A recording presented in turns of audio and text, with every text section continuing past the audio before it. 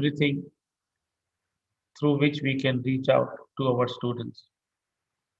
Before we see a couple of slides that we have for us, I would like to create a context of what education is all about, how engineering education grew, and how in today's times we have to think and deliver differently. Wherever we go, everywhere we get to listen to this word that we have to be innovative. We have to be different in our teaching style. But it's so very difficult. And that can come only if one remains connected and committed. I will start with the presentation. And towards the end, probably we can have a short question answer session if you like. If you look at education, it's not new. We too, as teachers, were students. And I think although we are calling ourselves teachers today, one today has to remain a student because we speak of lifelong learning. That means the students that we create have to learn lifelong. Do we not have us also, all of us also have to learn lifelong?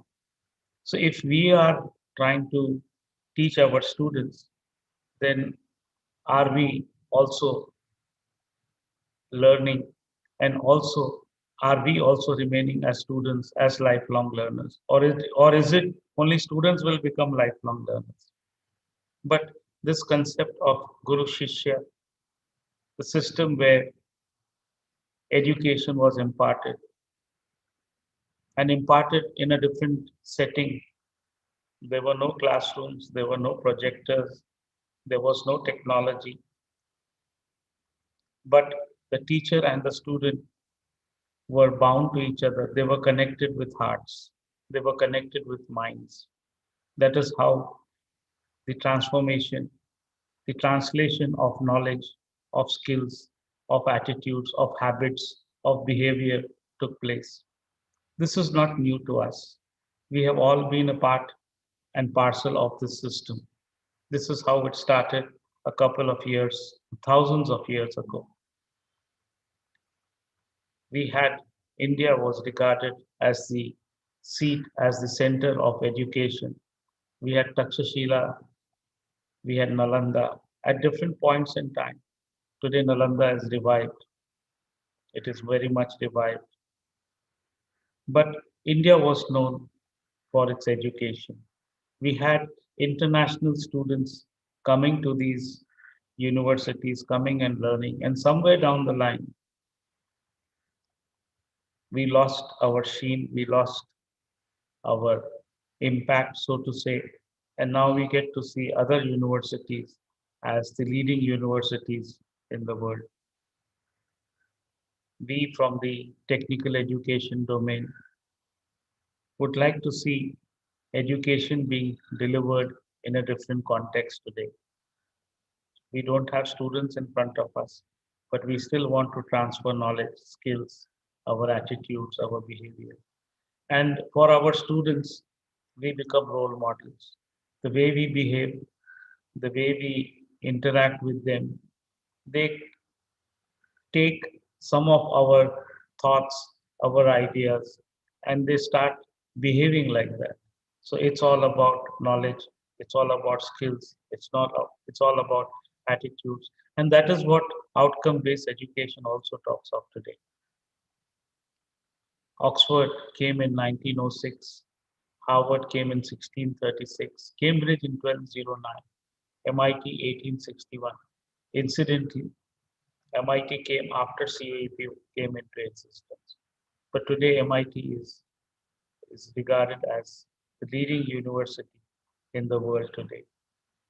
Whatever be the domain, it's a stiff competition between MIT, Stanford, Cambridge. These are the top Harvard, the universities which matter today most to us. But they came up in different eras, in different points in time. But they still continue to lead. But what we started in the 5th and 6th century somewhere is lost down the line. The University of Mumbai came in 1857. Indian Institute of Science was born in 1909, and COEP, College of Engineering, was born in 1854. Sir Vishweswaraya is an alumnus of COEP. He passed out from COEP in civil engineering, having his license in civil engineering in 1883. And he lived a life of 102 years. And in 1955, he was conferred the Bharat Ratna for his dedicated services to the country. If you look at, I'm just developing a small context to today's talk and what it means to be a teacher today. But let us understand, we as teachers of the technical education domain, how did it all start? How did engineering emerge?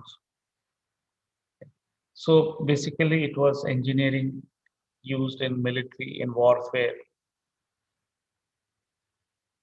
And then they said if bridges are to be built, structures are to be constructed, everything is for the military. What about the civil people?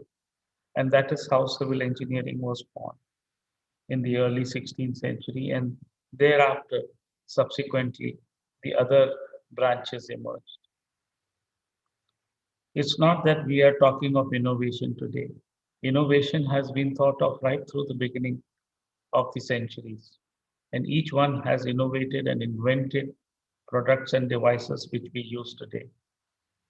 The Industrial Revolution in the 17th century, one got to see steam engines, machine tools, and much of the skills were imparted to people through on the job training. There was very little formal education, so to say. Today, if you look at sports, we don't have classroom teaching. We don't say that, okay, I will teach you cricket in the classroom.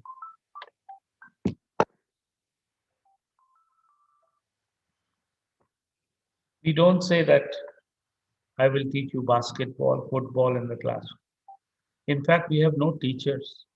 We have only coaches. Coaches who will demonstrate different styles and tell us how we can build our skills to become experts in those domains. In 18th century, formal engineering education took shape with some of the universities, the earlier universities, deciding to deliver engineering education. And in the 19th century, it grew and it became more practice oriented. And as the 19th century witnessed many engineering disciplines emerging, there was divergence, diversification, different branches of engineering emerged in the 19th century.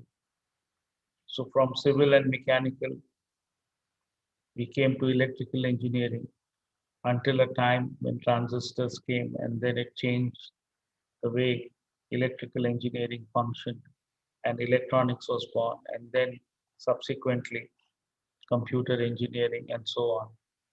Then came the IT boom. So it has all been a journey of diversified domains where engineering kept growing in different domains. But what we see today is something very, very different. In those days, faculty became more dominated by the researchers who had very little exposure. The professors taught whatever they taught came from the knowledge that they carried from the research they were doing. And whatever they taught, whatever research they did, became a part of the curriculum. And slowly, as the branches were diversifying and emerging, we tried to bring in more theoretical knowledge And engineering is all about practice. But somewhere down the line, we thought of bringing in more theory, more knowledge. And that theory and knowledge was confined to what the professors told us, their research told us. But today it's a different world altogether. If you look at the National Knowledge Commission a couple of years ago, recommended that there should be 1,500 universities in India. And today we talk of the new national education policy, which looks at giving more freedom, more autonomy to educational institutes, universities which will be recognized as either teaching universities or research intense university. And that is how we will be differentiated one from the other. Either we are engrossed in research or we are a plain simple teaching university. We are dividing teaching and research, which actually should ensure that teaching and research go hand in hand. But there are some who have to grow research, so such universities will come into existence. India has a sizable population in the age group of 16 to 25, and the world needs human manpower. I happened to visit Japan a year ago, year and a half ago, and one of the things that I got to see there and I got to understand from the people living there is that they have lot many jobs, but they don't have people to work. That means they have jobs to offer, but no people to work. So now Japan is looking to the world so that they can get people to come and work for them in their companies, in their factories, in their offices. And all that they need is they don't want to give up the Japanese culture. So they want that every person working in their organization must learn Japanese language. But there is no dearth of jobs. And here, in a country like ours, there is an issue of employment. That is what people claim. Actually, there is no issue of employment. It's the question of employability. Are we capable of being employed? Do we have carry the right skill sets? And the advantage that a country like ours has is that we have been delivering education since the 18th, 18th century, middle of 18th century. COEP is the third oldest college in Asia. And since the middle of 15th century, we have been imparting education in English. So that is one strong reason, one strong strength that we have. We have many young students, aspiring students who can serve the country in different capacities. So we have the scope for knowledge export. In fact, we all understand that today our best of students, the brightest of students, the best brains are in the West. Ideally, they should be serving at COE in India, but we see that they migrate to the other side of the world to serve the world. There have been remarkable achievements by the universities in the West. So students want to migrate because they feel the knowledge there is more current, job opportunities are better, living standards are better. They will get to work on newer technologies, newer subjects, and they will lead a very healthy and happy life where environment is also equally important. So the kind of ambience, the kind of lifestyle that we get to see in these countries is different. So we want to migrate and go to these places. If you look at the goals of higher education today, there is teaching, where we are able to disseminate knowledge. There is research, which is nothing but co creation of knowledge. So we and our students create something new or create something different. And then there is extension, that is outreach. We give back to society the research that we have undertaken, the knowledge that we carry. We want to give back to the society products and services that will help grow the economy and the society and the nation at large. But what do we get to see in our educational institutes today? Teaching is yes, research is yes and no, and application. Actually, we are delivering knowledge, but it is not being applied immediately. Our engineers need 1 year, 2 years time before they can be trained and they can deliver knowledge and give back to society. They need that formal training. That is why the apex bodies have introduced mandatory internships so that hands-on training is given. That practice of engineering is very, very important today. And we as teachers have a great role to play in grooming today's engineers, our students. Earlier it was said that after we pass out, we would have a working life of 40 years. But today we say because of improvement in the healthcare system, of improvement in the environment, we can live a longer life. And it is said that we would have a life of 80 to 100 years. Now, if you're going to live a longer life, naturally we will be working for 50 to 60 years after we graduate. We graduate at the age of 20, 21, 22, and then we work for about 50 years. Earlier it was 40 years, now because of increase in lifespan probably. We have to make sure that our students work for 50 years. And the first 4 years is the degree, another 3 to 4 years to build their competence, and then one continues with the professional development. And it is said a lot can change. Today, it means that we have to prepare our graduates for technologies which are not known today. If we look at some of the achievements of the 20th century, we have great things that technology, the 20th century has given us, right from electrification to high performance materials. These are only some of the things that are listed. There could be many more that have emerged in the last century. And we are in this first century, the 21st century, already 20 years into it. And what is it that we are going to give back to the society through our students? I feel teaching is the most noble profession.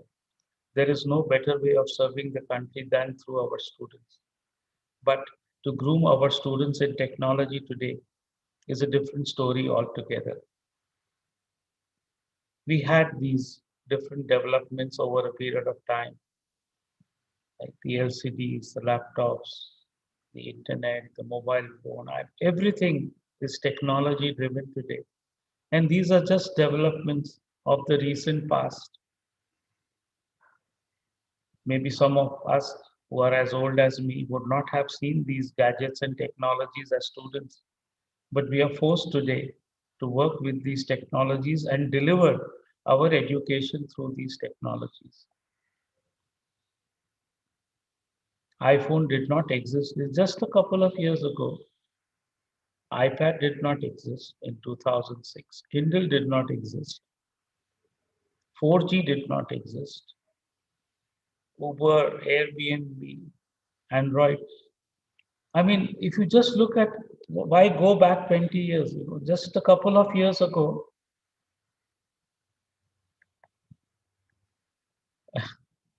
these technologies did not exist.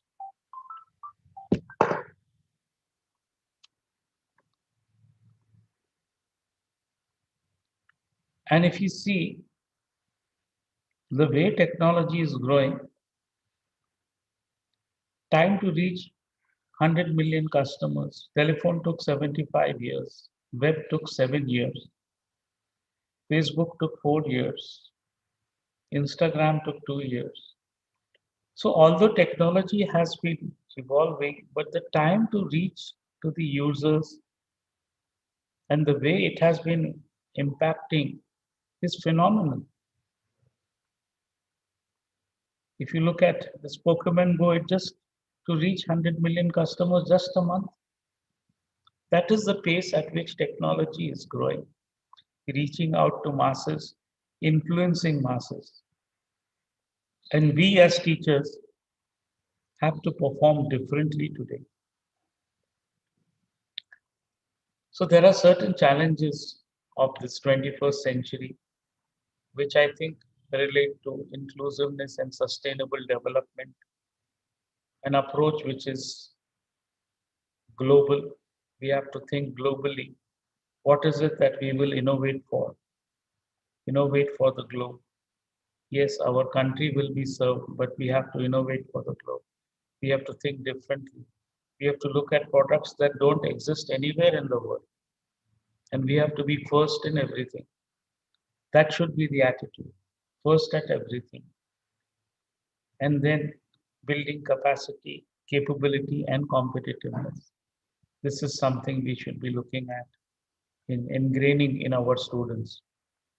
If you see the education models today, there is overemphasis on analysis. There are little hands-on experience. We have labs, by and large, in the country. We have colleges which are in the affiliating system. The university decides the curriculum, though they have board of studies, but the university decides the curriculum for all the colleges which are under its jurisdiction. The lab work that is demonstrated tells that you have to, these are the list of 10 experiments, any 8, any 6 can be performed. And out of those 10, invariably, half experiments are study experiments, or 40% experiments are study experiments. So what is the kind of hands-on that we are giving? Very little. So our students are actually disconnected from the real world problems, because the labs also demonstrate a concept and that's about it. But how is it applied in real life is not known. We teach mathematics, but how mathematics is applied to engineering, very little is demonstrated, because we have a definite curriculum, we have a procedure or a set system to follow. We just follow that, make students solve such examples. But are they solving examples which relate to the real world? Are they solving examples with newer technologies? Right? And communicating is very, very important. Today we say we have to remain connected, but to remain connected means also to effectively communicate. Today, teaching speed has increased. The absorption is difficult. There are two classes of students, those who come prepared and those who do not follow anything. And we have to strike a balance. We are trying to deliver in the online mode today, but we don't know how prepared are our students on the other side. Are they understanding what we are trying to teach them? But we are satisfied. We feel that we have delivered. I have delivered for 1 hour. I have completed my portion. But what is it that has actually has transpired, and what is actually delivered to the students? How much have they understood is a question which each one of us must ask ourselves. There are more challenges today. Students are, their attention is diverted. They are looking at, because the net gives them everything today. Google provides all information. There are expert lectures available on different platforms, different by different agencies. So they get to learn. The question today is, will a student listen to me? Will he take my online lecture if something similar is available on the Coursera or something available on the edX platform, something which is available on the YouTube? He finds it more exciting to look at someone else. Why? Because that someone else will bring in some variety. I will be monotonous in my talk, in my speech, but they want to know something different. I'm teaching from the books. They are not interested. They want to hear someone who can give them more practical insights and more practical knowledge. Now, we as teachers, how much of practical knowledge do we carry? How much is that we translate that practical knowledge into our teaching? How much of research that we undertake is transferred to the students? It is only research that can be transferred to students, and through research, students could be made to think and innovate. So today, engineering is nothing but being innovative. E is equal to I. That E, the engineering, also means that one has to be enterprising. We have to look at different alternatives. We have to learn at faster rates. We as teachers ourselves. I cannot be still teaching what I learned as a student. Today I have to be adaptive to newer technologies. I have to deliver with new technology and also the new technology as it is emerging, which means I have to learn myself and then teach. So developing and using human way technology, focusing on what we know and trying to learn as much as we can and not what we learned in the past. So practice of engineering is changing. We have to bring practice into engineering. We have to learn from research. Everything has to be evidence based today. Can we bring our research into the teaching? Otherwise, without research, we would be developing products and innovations. Life will be what we get to see on the screen. This is how we are running today. This is what is happening to us, but that is not the right way of running today. So from application of knowledge, we have to shift to application of learning. How can that happen? So we have to have instructor base. From instructor base, we have to be student centric. Everything should evolve around the student. When we passed out, we had 3 or 4 job changes in our career on an average, which means we had to learn 3 to you know, 4 times, 5 times in one's career. Every 10 years, technology change was there, and we were learning something new. Today, less than 2 years, everything becomes outdated. The worry today is a student is admitted by the time he passes out, uh, will that technology be available or whatever he has learned has become outdated the day student passes out in 4 years. So from being a dependent learner, we have to make sure our students are independent and then not independent but interdependent. That means they are able to work in teams and deliver. So it's not about peer learning, it's also about peer delivery, delivering amongst peers and delivering in teams.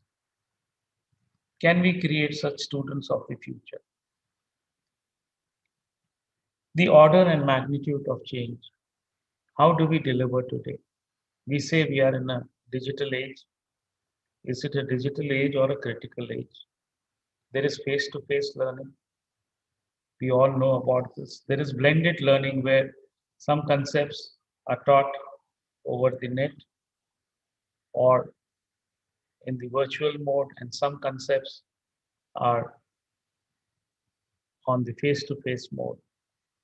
Then there is this complete entire course on the online mode with minimal teacher intervention. We have courses from Swayam, we have courses from Coursera, edX, different platforms. So hundreds of students join the course. The material is distributed. Teachers are flexible teaching. Teachers are present, and you can ask any question. So you go through the material that is given to you. You search the web, you search the net, understand, and then try to ask questions and build your confidence and knowledge around the material, the literature that is made available to you. Self-blend mode where students take the online class themselves or they learn everything by themselves and they take those credits. My friend's son, he wanted to go to US to do his masters, but he decided otherwise. After his BTech in computer engineering, He got a job in one of the IT industries. And while he was working there, he took courses from Georgia Tech, courses, online courses. He completed all the courses in 1.5 years and got his master's. So without going to US, he was able to get his MS in computer science from Georgia Tech. All he had to do was register for courses one after the other, take information, study, prepare oneself, appear for their quizzes, exams, and get certified. Then there is peer-to-peer learning where students learn. I think this is what students miss today, and we miss our students today. The hands-on learning, learning through projects which are related to society, giving back to society. So there are different ways of learning today, and the order and magnitude of each of these is changing today rapidly. Today, we expect that universities should produce industry ready engineers. If you look at some of the universities in abroad, to cite an example in Singapore, there are industries, the Rolls Royce, the Benz, they are situated inside the university. Their research is undertaken in the university. So professors collaborate with the industry. Students get an opportunity to work on real life problems. Industry is seated in academy. They actually work on real life projects. And that is how we say that these are competent engineers because they have more hands on. They have learned much more than what they would have learned through the professor in the class. Today, engineering is all about all round development. It's not only about the foundation courses, not only giving them breadth of the courses, not only making them ability, giving them the ability to become specialists if they like, but they have to don a role of a leader. They should be able to design, they should be able to ask questions, they should be curious. Their communication skills should be equally good because today it's all about communicating. I should be able to write a email correctly, right? I should be able to work and respect different religions and work in teams. So there is a corporate social responsibility, there is a personal or an individual social responsibility where I too have to give back to the society. I must carry a global perspective and I must have the personal strength to deal with different challenges in life. Today, what is more important is critical thinking, creativity, collaboration, and communication. This is very, very important. Very important. And this can come only through a teacher who's connected with the students, connected to technology, connected to academics, connected to research, connected to innovation. We need connected to teachers today. So these four C's talk of connection, connection of a teacher with the student. In time to come, we may see that the degrees are no longer useful. Like, for example, a simple example, every product that we buy has an MRP on it and it says date of manufacture. And also, you buy a product, let's say, especially food products, they will write best before 6 months. That means if you eat that biscuit, you take that juice after 6 months, then it is not good. It may be harmful. So they give a manufacturing date and they say best before. I'm afraid in time to come, if universities will give degrees and say best before 5 years, that means your degree is valid for 5 years. After that, you have to get another degree, which means students will have to look at different alternatives. They will have to go through different courses and they have to get more and more certification courses and say, I am a specialist. Yes, I am a mechanical engineer, but I specialize in machine learning. I specialize in artificial intelligence. I specialize in cloud computing today, but I am a mechanical engineer. So I must have those requisite certifications to prove my credentials. If I show the certificate, I will be given an opportunity for an interview. And in the time of interview, I prove myself that I really carry the knowledge and I can become a specialist and I can deliver technology. So in time to come, people will have to, students will have to, and why students? It starts with the teachers first. We as faculty have to learn and relearn and learn new things to be able to train and groom our students.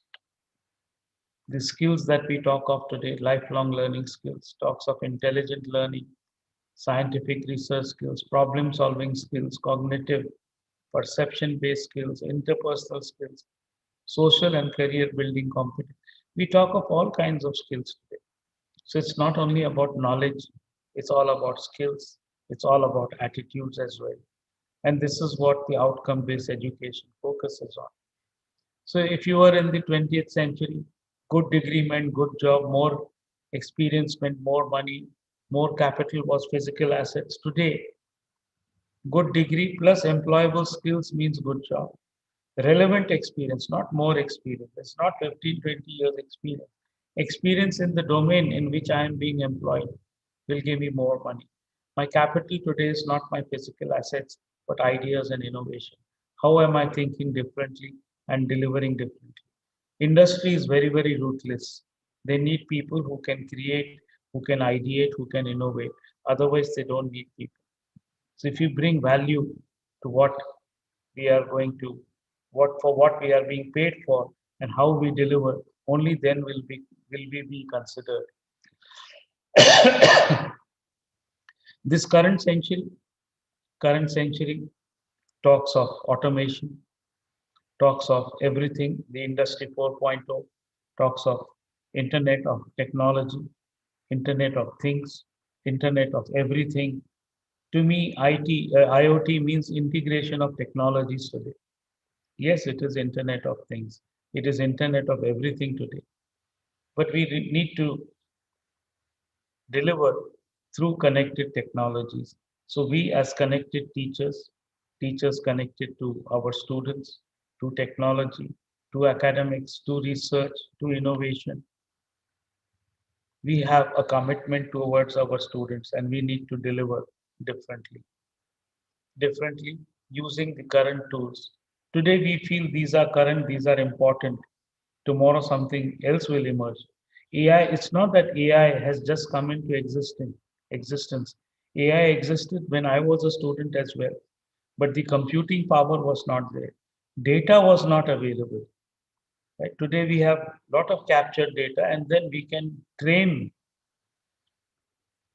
right, our network in such a way that it can think, and based on the decisions of the past, it can predict the future. But earlier there was no data which was captured. There was very limited processing power. But we have overcome those hurdles. So AI has become very, very predominant today. Is the fear near? People say that, newer jobs will emerge. What happens to, probably we should also think, we as teachers, will we be needed if everything goes online, and if lectures are available by all teachers all over the globe, students will pick up only those teachers who are the best. And today those courses are available for free. But if you want certification, we have to pay. But the knowledge is coming free. So how we as teachers are going to remain in our service, in our profile, is something that we need to think of. And that is why I say that we need to be connected to everything that is around us, how things were structured, how things were networked, and how we work today. So I have a multiple role today. Maybe I am in one team. I am a team player. In another team, I am a leader of the group. So I'm working on couple of assignments within the organization. In some, I am a leader. In some, I am at this mid-level. In some, I am at the lowest level participating in the team. But I'm performing three different assignments in three different roles, which means I have to deliver as a leader in one of the assignments. I have to deliver as a soldier in the other assignment. How do I deliver today? How do I work in teams? How do I shift gears?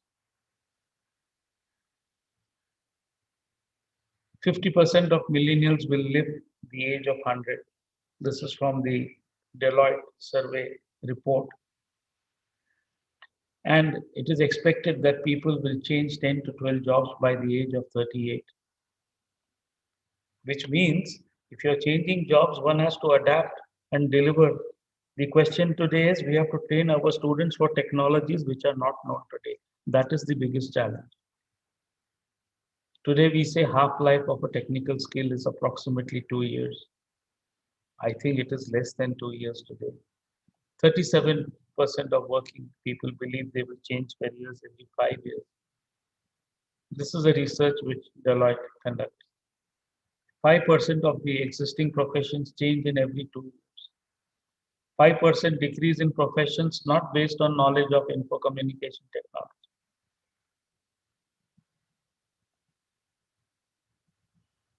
So there are existential perspectives of professions not based on ICT knowledge. Something new is emerging, something different is emerging, and something which I don't know today. Learned professional skills become out of date within 3 to 5 years. This is a scenario today. As I said, by the time my student passes out his BTech, is he still relevant to the industry? Forget industry ready, is he relevant to the industry? There is 32 times increase of relevant information linked to the internet every year. The number of internet connections double every year. There is a continuous increase in broadband. In times like this, how do we deliver as teachers? We have to give our students the application experience, academic experience, campus experience, graduate experience. All of this we have to build in 4 years and through computers, through net. And what is it that we should be focusing on as teachers? Teach only fundamentals. Let the students learn. Let the students solve problems. Let them be creative in their thought process. Throw them open with different problems and challenges. Throw open to them and let them discuss and debate and deliberate and come out with solutions. We have MOOCs, we have webinars, we have distance education, virtual laboratories, interactive classes. We have today education which can be taken at any time, anywhere. Anything can be learned through anyone using any device. Times have totally changed. And what we have to do as teachers is to make our students think and innovate. I think that is most important. Whatever we teach them, we have to ask them to think on those ideas, the thoughts that we have given them, and ask them how they can innovate, how can they be creative. That thinking ability has to be in class, go and we talk and talk, thinking that whatever we have said, students would have learned. But has that inspired thinking? We don't even encourage students asking us questions. Now, unless we encourage that, how can the students think? So we have to first make them to think, encourage them to ask questions. Many students don't ask questions because they feel shy that if they ask a question and if their friends laugh at his question because it's a stupid question.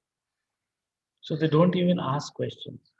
But I think if they start asking questions, which means whatever we are teaching, they are thinking on whatever we have taught. And if they are able to think, then they will be able to innovate and bring new solutions. So innovation in teaching is bringing a new idea, being creative, bringing something that brings about a change. It could be radical or incremental, but the question is, can we excite our students? Why innovate? This is a chart or a pyramid which tells us that how much retention can one have through lecture is just less than 10%.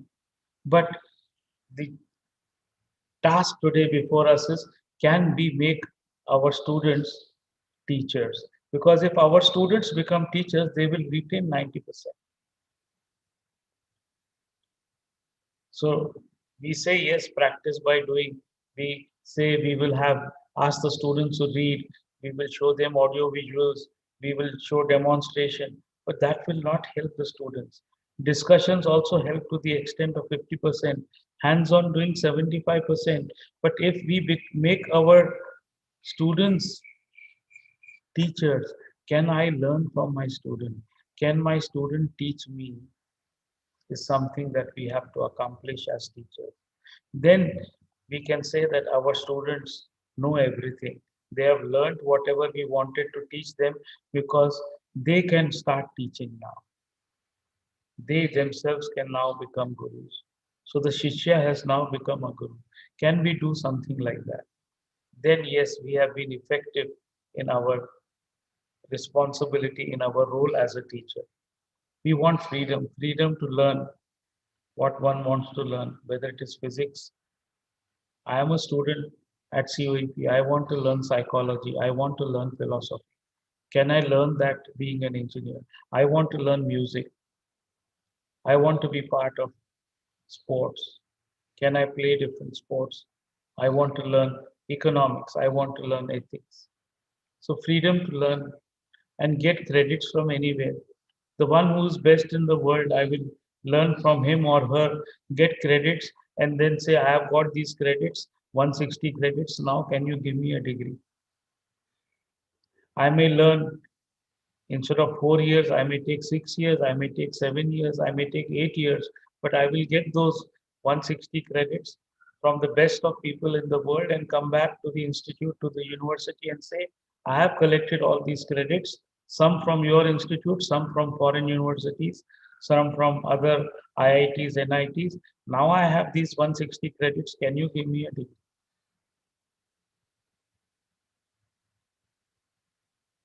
So we as teachers have to go beyond facilitators of learning. Can we be the catalyst for change?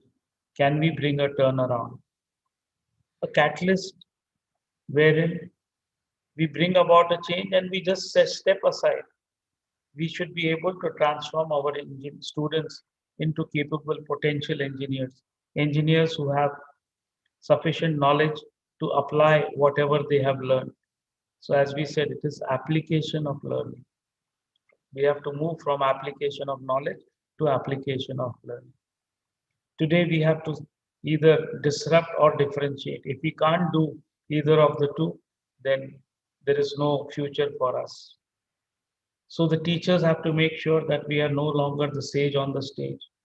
We are telling less and more coaching.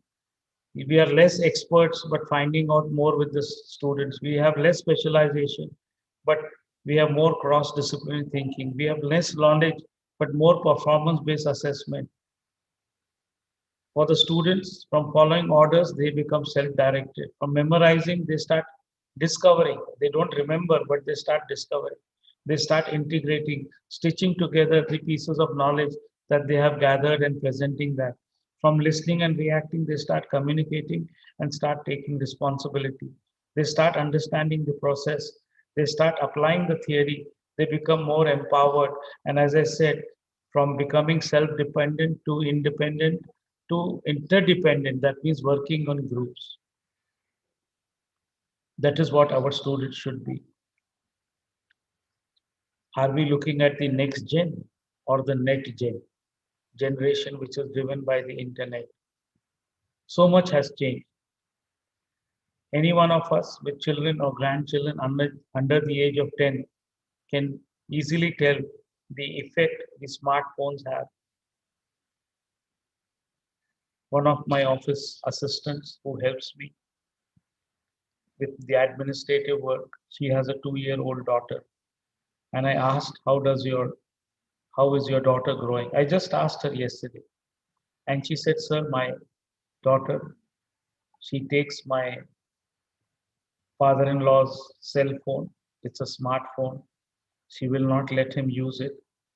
She's little less than 2 years old.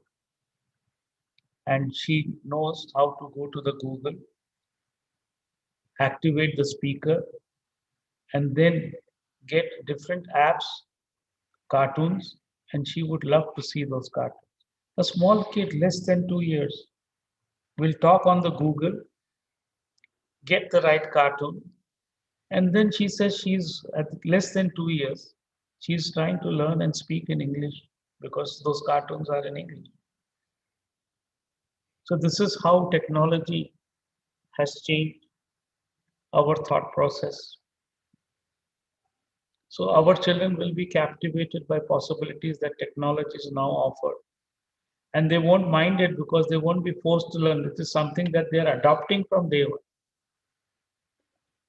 We never had internet as students, even after we passed out.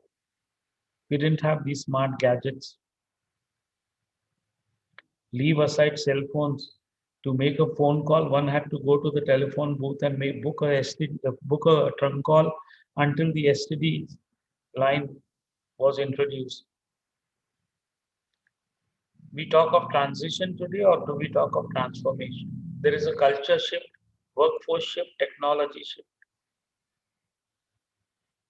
Is our institution progressing towards shared institutional goals? Are we all coming together as a team and trying to deliver as a team integrated technologies, not civil engineering, not mechanical engineering, not electrical, but as a team delivering all of these together? Today, what the industry needs is anyone who can give a solutions engineer. They don't need a civil or a mechanical or electronics or a computer engineer. Is our institution fostering new skills and competencies and responding to opportunities to reinvent human resource management? Is our institution adopting innovative practices and technologies and strategically implementing those practices and technologies to support new institutional directions? Are we all coming together for one cause? And that one cause is our students. And for each of these, we need to be connected. Connected together as colleagues, as teachers, connected to our students, connected to academics, connected to research, connected to innovation, connected to technology. To know nothing and yet know everything today. Today, artificial intelligence, virtual reality, augmented reality will enter the classroom. Through these technologies, students will learn better than what we would have given them. So, whatever experience we want to bring, we will bring that experience through these technologies. Now, if technologies are going to teach them and help them clarify their understanding, what role do we have as teachers? The iPad generation always had the sum total of human knowledge at its fingertips. A motivated student can potentially follow their interest to the degree level and beyond at one space. As I said, the freedom to learn anything and everything at any time one wants using any device and from anyone. The material is available today. So the value today is in validation. Whatever I have learned, is it certified? Yes. If it is certified, I take that certificate as a specialist to the person who's looking for my skills and say, I am specialized, these are my skills, I have a certification, can I do something for you? Right? We are now experiencing gig economy where each one of us will have to work like a consultant. Every teacher will have to become a consultant in some way or the other and deliver those special skill sets and knowledge in which he or she can become an expert. So the learners can pursue their interests independently, achieve recognized professional vocational qualifications without even going to an institution. So I, as a teacher, can I be known as the best teacher in the world? And can some students across the world take my teaching? Can I bring value to them? Or is it that my student will learn from someone else and I am still teaching, but he's not interested in my teaching? He will learn from someone else.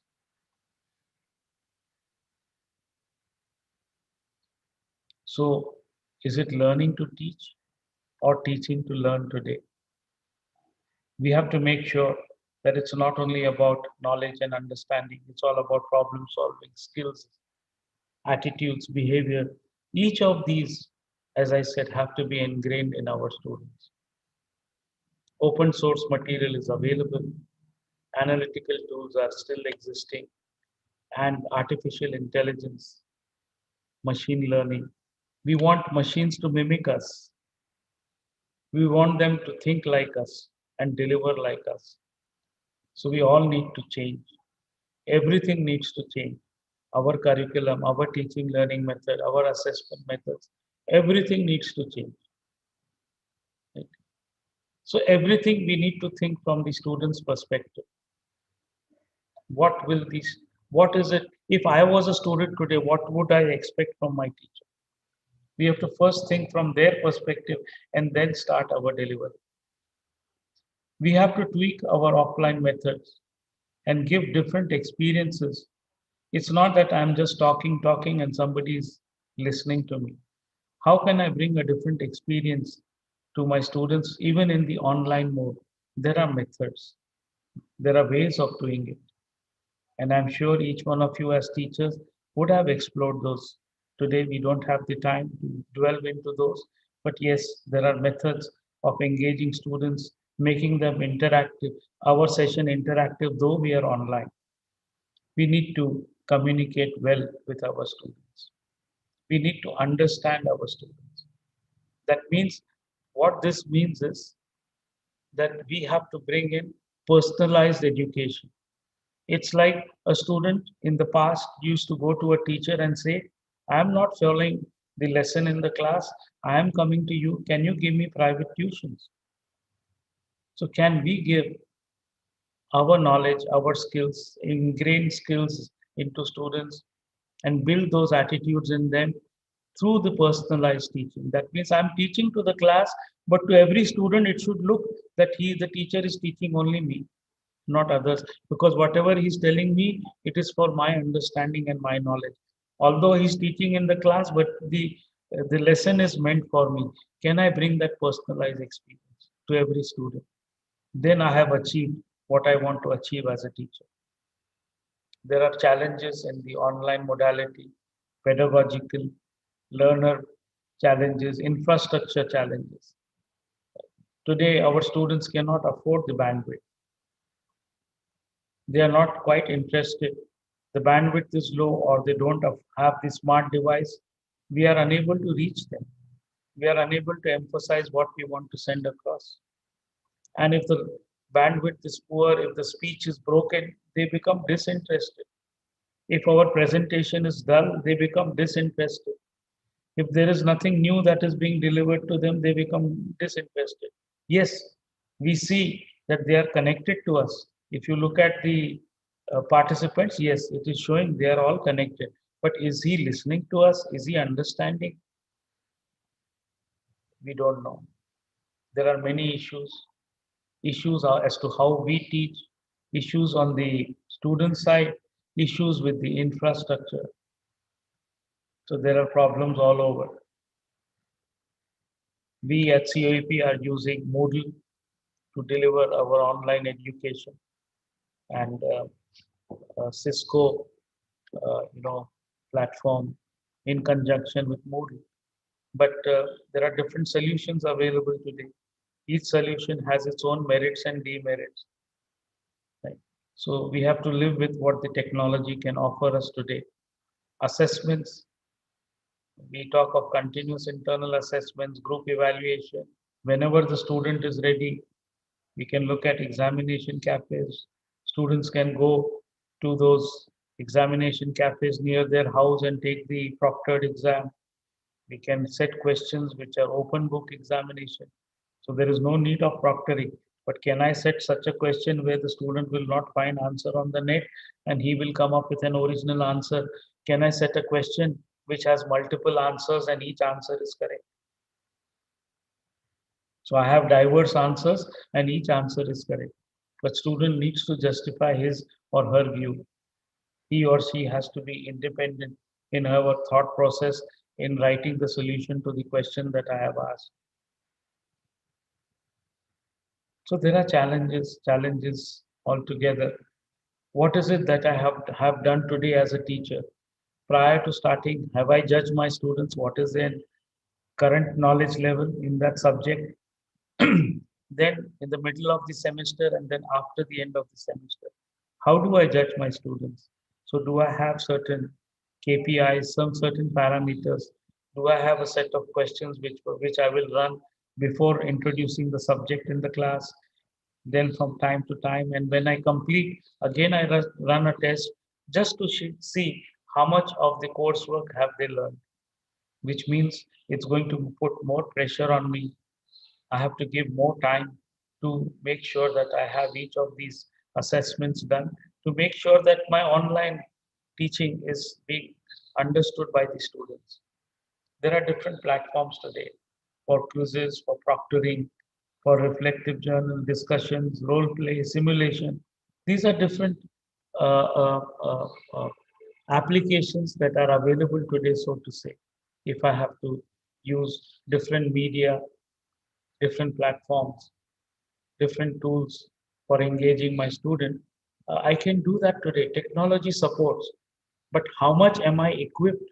How much am I connected to technology to be able to use these tools differently at different times and bring different flavor of education to my students, which means I have to be connected to my students, which means I have to deliver personalized education. So there are more tools, more collaborative platforms through which learning can be disseminated, through which learning can be demonstrated. But how I make use of these tools today, am I conversant with them? Am I really knowing these tools? Is a question that each one of us has to answer.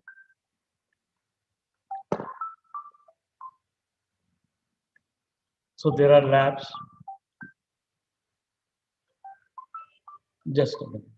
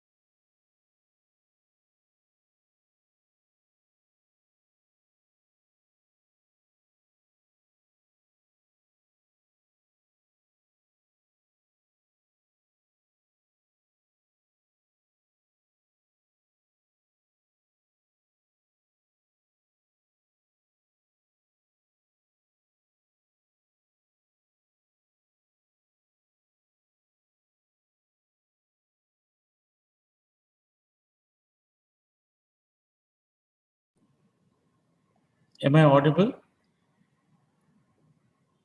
Am I audible? Am I audible? Can you hear me?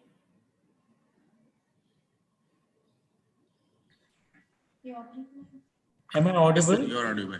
Yeah, yeah. Thank you. Sorry, I was muted, so I could not continue. Yeah.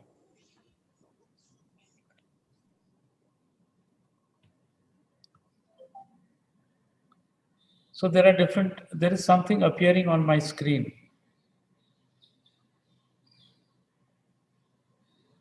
There are some lines, red lines appearing on my screen. Yeah. So we have to use different tools for having ethics in the online exam. We have to make sure the examination is proctored, the right candidate is sitting, candidate authentication is required, We need a timer, and we need a data encryption to to make sure that I have access only to the right questions, and unauthorized access to questions should not be allowed. So each one of these, the browser that I use has to be secure. So there are challenges, there are problems, but then we can use different options, different solutions. And technologies we say today are blurring and blending. Technologies are getting integrated. So if you look at the 18th century, the early 18th century, why early 18th century, even the 17th century, there was emergence of engineering and different disciplines were being evolved. And today we are seeing convergence of engineering, convergence of technology. There was diversification then, and today there is convergence. So all the technologies, every product that is being made today makes use of electronics, makes use of mechanical engineering, makes use of electrical engineering, makes use of computers, IT. So everything is being integrated today into one product, and that is why we see convergence of technologies. So gone are the days where we would look at a mechanical engineer. What happens to engines 10, 15 years down the line when we have only electric vehicles on the road? So although there are electrical vehicles on the road or electric vehicles on the road, but mechanical engineering would still be required to design the steering, to design the suspension, to design the braking system, to design the chassis, the body of the car, and so on. But the mechanical engineer must know about drives. Today we have vehicles with microprocessor chips incorporated, to control the firing of the engine, the inlet of fuel into the engine. So technologies are totally different. I mean, we never heard of washing machines which would have which use fuzzy logic for washing clothes. So technologies are blending, and there is convergence of engineering. Teaching, when we talk of teachers connected to research. Teaching is research led, it is research oriented. Teaching is research tutored, teaching is research based, teaching is research informed. So there are different styles of bringing bringing research into our teaching.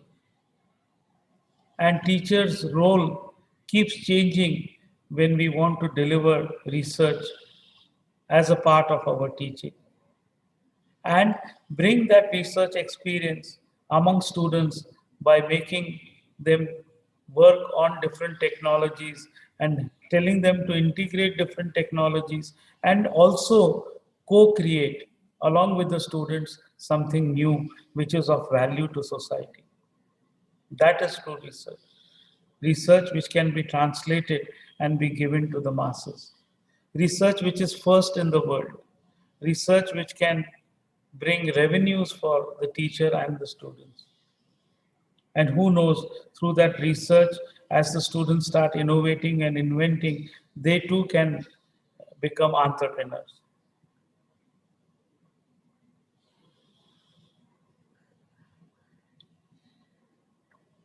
So we look at different technologies integrated into one, and it's also making sure that we make use of right sensors, controls, electronics, computing, materials.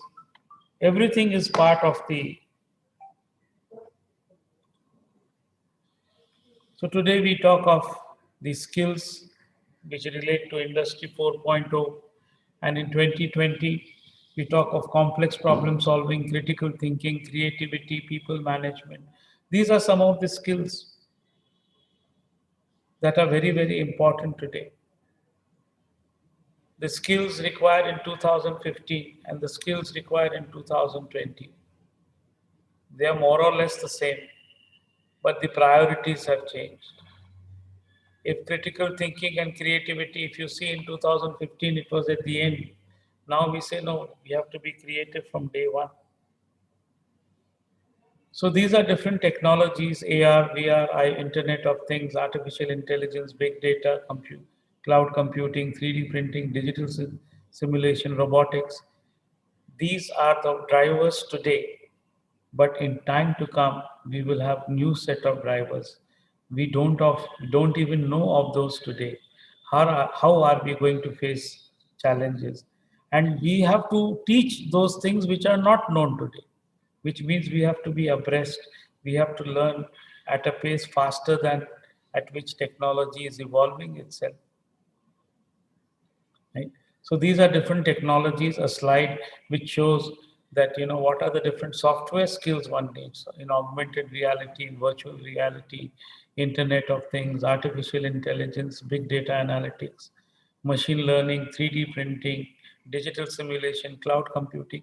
What are the different software skills one has to acquire today? And it is today we know these. Tomorrow it will be a different software, a different platform. Can we quickly adopt to those platforms? Right. So here are, I mean, thinking differently. Can we have a toaster, a bread toaster, which is also our hot water kettle? So it's not only making hot water, but it's also toasting my. The steps. Can I put my? I have shortage of space. Can the steps be converted into storage area for my shoes and chappals? Can I deliver differently today? Now, these are some of the things which are already existing today. Ralph has already brought out T-shirts, where it can measure your body temperature and the body fitness.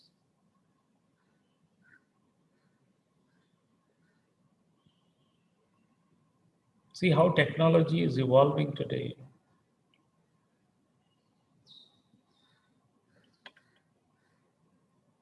So we say, okay, I want to drink fresh, tender coconut water. Can I take fresh tomato juice?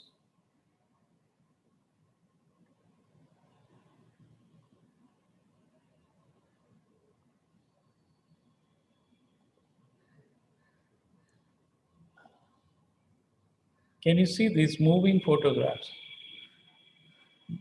In the first picture, can you see a person reading the newspaper? Photographs where, normally photography is still, this is moving photography.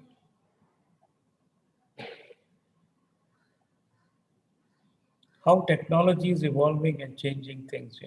So we have to make sure that I have a vision, I have a mission to excel in life. I have to climb the pole, the greasy pole, because every time I climb, I'm going to slip. I need to have a career as a teacher which is multitask. I cannot be teaching only my courses. I have to integrate my course with my colleague's course from another department because I'm teaching an integrated technology course. It's always survival of the fastest today. My attitude is that whatever I want to do today and now. We have to ask questions to ourselves first before we start presenting ourselves to the students. So before we go to the class, can we think as to as students, what questions can I be asked by the students? So I prepare my delivery, my content accordingly. Like these are some of the technologies that I just mentioned to you. Right? There's just a repetitive slide which is showing the different technologies and technologies which we say are born on the cloud, but they are burning on the ground. So everything is going to be cloud-based, but yes, we as humans will work on the earth, on the ground.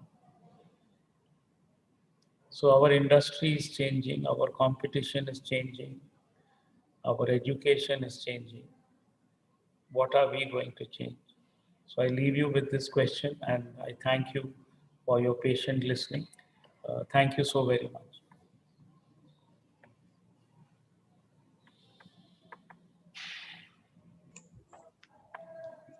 Dr. Anil. Thank you, sir. This is Dr. Aparna Sajjan. Yes, thank you, ma'am. Thank you for the Thank you very much. opportunity given to me to present. Yeah. If any of the participants want to ask question, now the session is open for question answers.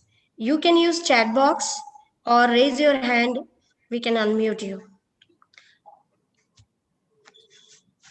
Participants, any questions?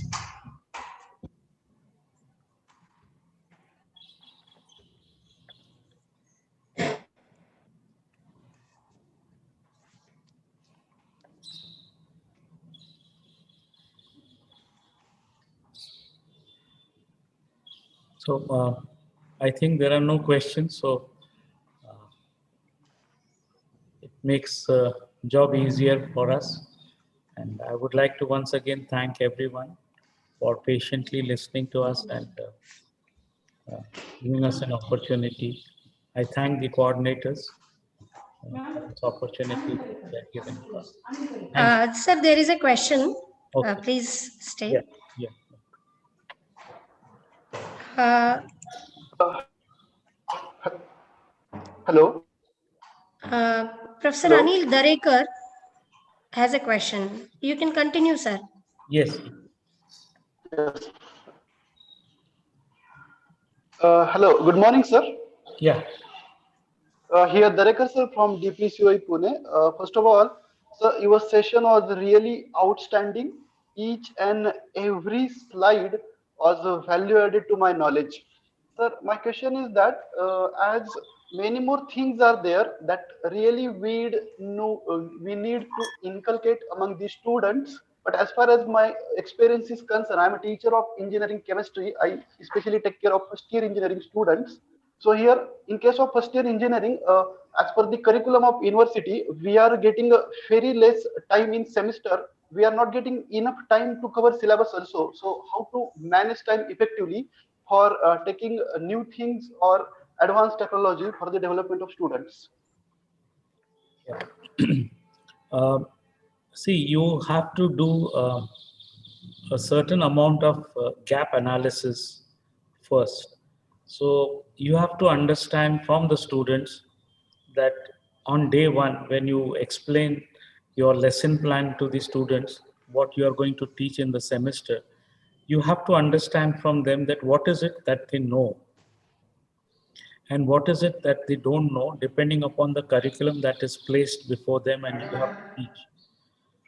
And probably, as I said in one of the slides, you will have to run a small test to judge even after they tell you, so this is known to us, these topics we have not learned or we don't know anything about this.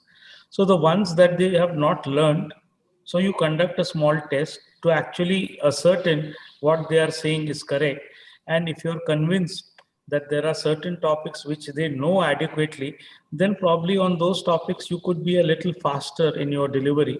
And for those topics, probably you may not actually teach, but run it differently and facilitate their learning by taking more quizzes and more brainstorming sessions. So those topics which they already know can be taught differently and at a faster pace, and those which they don't know you can teach them in class with and believe me, after every 10-15 minutes, or the retention is 10 to 15 minutes. So if you are going to speak for 1 hour, students are not going to remember whatever we speak for 1 hour. So after 10-15 minutes, I must stop my teaching, bring in a small video, a YouTube clipping, or some other professor's talk which is connected to my current today's lecture, and show that for 10 minutes, break the monotony, again start with my lecture, so that if I take my 1 hour in 4 different modes every time, then probably I will ensure that whatever I'm teaching, the students are learning. So my next 15 minutes could be question answers. My last 15 minutes could be case study or brainstorming, right? And one of the best ways to end your class is to ask 1 minute questions. So you say, students, I have 1 minute questions for you. So whatever you teach in class, you conclude by 1 minute questions. And you can ask 4 or 5 questions, which are 1 minute questions. And if all students answer correctly, which means whatever you have taught is understood by the student. So it's a approach which every teacher has to judge for himself and herself, and then decide and deliver accordingly. So it's teacher driven basically. I hope I have answered your question. Yes, thank you, sir. Thank you. Thank you, sir. So there is one more question from Professor Jyoti Dhanke. Hello, ma'am. Hello, sir. Good Yes, Yeah, morning. hello. good morning. Myself Jyoti Dhandke from Bharati Vidyapit Engineering College, Lavale. Um, uh, I would like to ask, and I am very happy to see Ahuja sir is there, and today's speaker. And thanks to all coordinators, organizers. And now my question is, suppose here we are in the class, and there are some students like कि they want to study only the किताबी कीड़ा like this, कि वो सिर्फ चाहते हैं कि हम बस सिलेबस खत्म हो जाए, किसी तरह से हम किताब की भाषा पढ़ें, और पर टीचर्स मोस्ट कि वो ट्राई करता है कि क्रिएटिविटी किसी तरीके से उनको इन्वॉल्व करने की कोशिश करते हैं, लेकिन कुछ बच्चे इस तरीके से होते हैं कि वो क्रिएटिविटी उसमें जाने की कोशिश बहुत मतलब कम होते हैं बच्चे, लेकिन वो जो बच्चे क्रिएटिविटी में जाते हैं उनकी अराउंड परसेंटेज क्या होती है कि थोड़ा सा लेवल कम हो जाता है स्टडी से, और कुछ जो बच्चे स्टडी में बहुत ऊपर होते हैं उनकी क्रिएटिविटी थोड़ी कम हो जाती है। तो ये जो डिफरेंस है, तो ये हम टीचर्स लोग जब ये online lectures when we are attending that time हमारा ये बढ़ता है कि हम लोग क्रिएटिविटी की तरफ बढ़ें। तो बच्चों के लिए भी ऐसा कोई सेशन कि जो उनको, जैसे हम लोगों के टीचर्स के लिए कोई सेशन ऐसे अटेंड होते मतलब किए जाते हैं ऑर्गेनाइज, तो ऐसे कोई सेशंस भी अगर मतलब हम लोग भी करें, मतलब खुद भी मैं भी करूं और ऐसे बाहर से भी कोई रहें, तो बच्चे भी उसके लिए एक्साइटेड रहें और वो भी अटेंड करें कि हाँ मुझे भी क्रिएटिविटी करना है खुद से अंदर से। मतलब हम टीचर्स तो लगे रहते हैं, हमारा सिलेबस भी रहता है और उसके साथ में हम क्रिएटिविटी कोशिश करते हैं कि वो करें। तो बच्चों को भी एक थोड़ा इस तरह से सेशन अगर हो कि जिसमें सर्टिफिकेट और थोड़ा कि वो भी मोटिवेट मतलब रहें कि मुझे कुछ करना है, तो हमें वैसे कुछ टीचर्स करते हैं कि वो मोटिवेट होते हैं बच्चे और करने की कोशिश करते हैं, लेकिन फिर से वो सिलेबस की तरफ डिस्ट्रैक्ट हो जाते हैं, फिर से एग्जाम आती है, फिर सबमिशन, फिर इसमें उसी में उलझे रहते हैं और क्रिएटिविटी फिर कम हो जाती है। तो कुछ सजेस्ट अगर आप मतलब करेंगे तो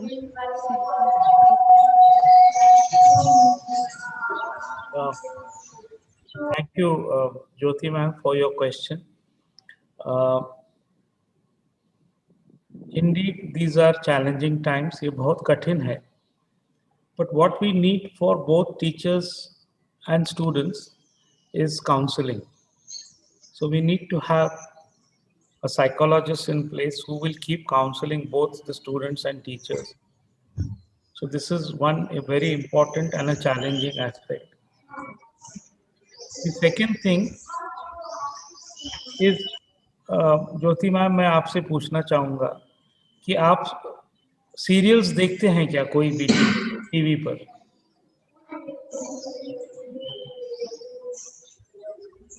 ज्योति मैम?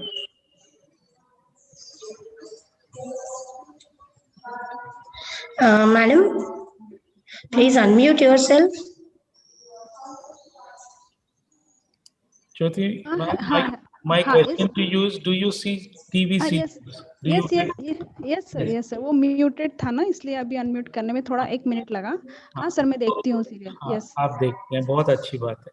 हाँ, बट अभी आप सीरियल देखते हैं तो वो नेक्स्ट सीरियल में क्या होगा आप जानने की उत्सुक रहते हैं।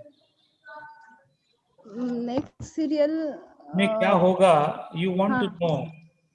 हाँ, एक क्रिएटिविटी। अभी आप देखिए, in COVID times, you know, I mean many people shifted to seeing different episodes of different serials on Netflix, on Hotstar and so on and so forth, Amazon.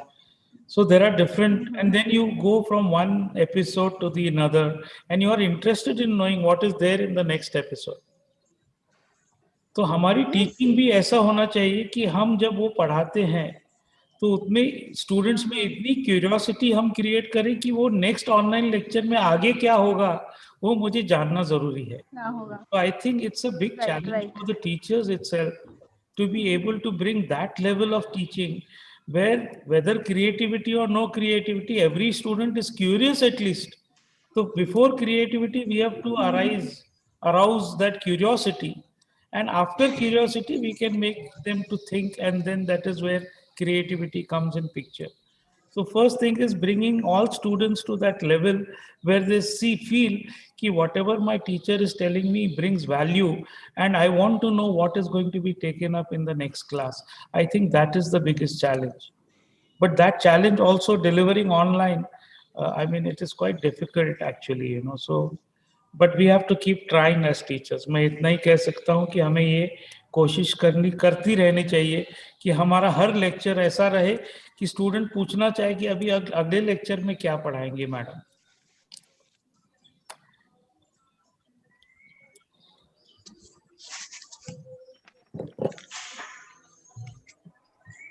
Thank you, sir. Thank you. Hope the participants have got benefited with the answers. Our next question is from Professor Anil Patil, sir. Yeah, we Anil will Patil. take this as a last question because I have another meeting. Yes, to join. sure, sir. Sure, Yeah. sure. Hello, sir. Good morning. Ahuja, Yes. sir, good morning to you. Good morning. Good morning. Can you be a little louder, please? Yes, sir, sure. So my question is out of the presentation topic actually, and it is like, see, all of us know that the college going students are mature enough and they know what is good, what is bad, what should be learned, what should not be learned.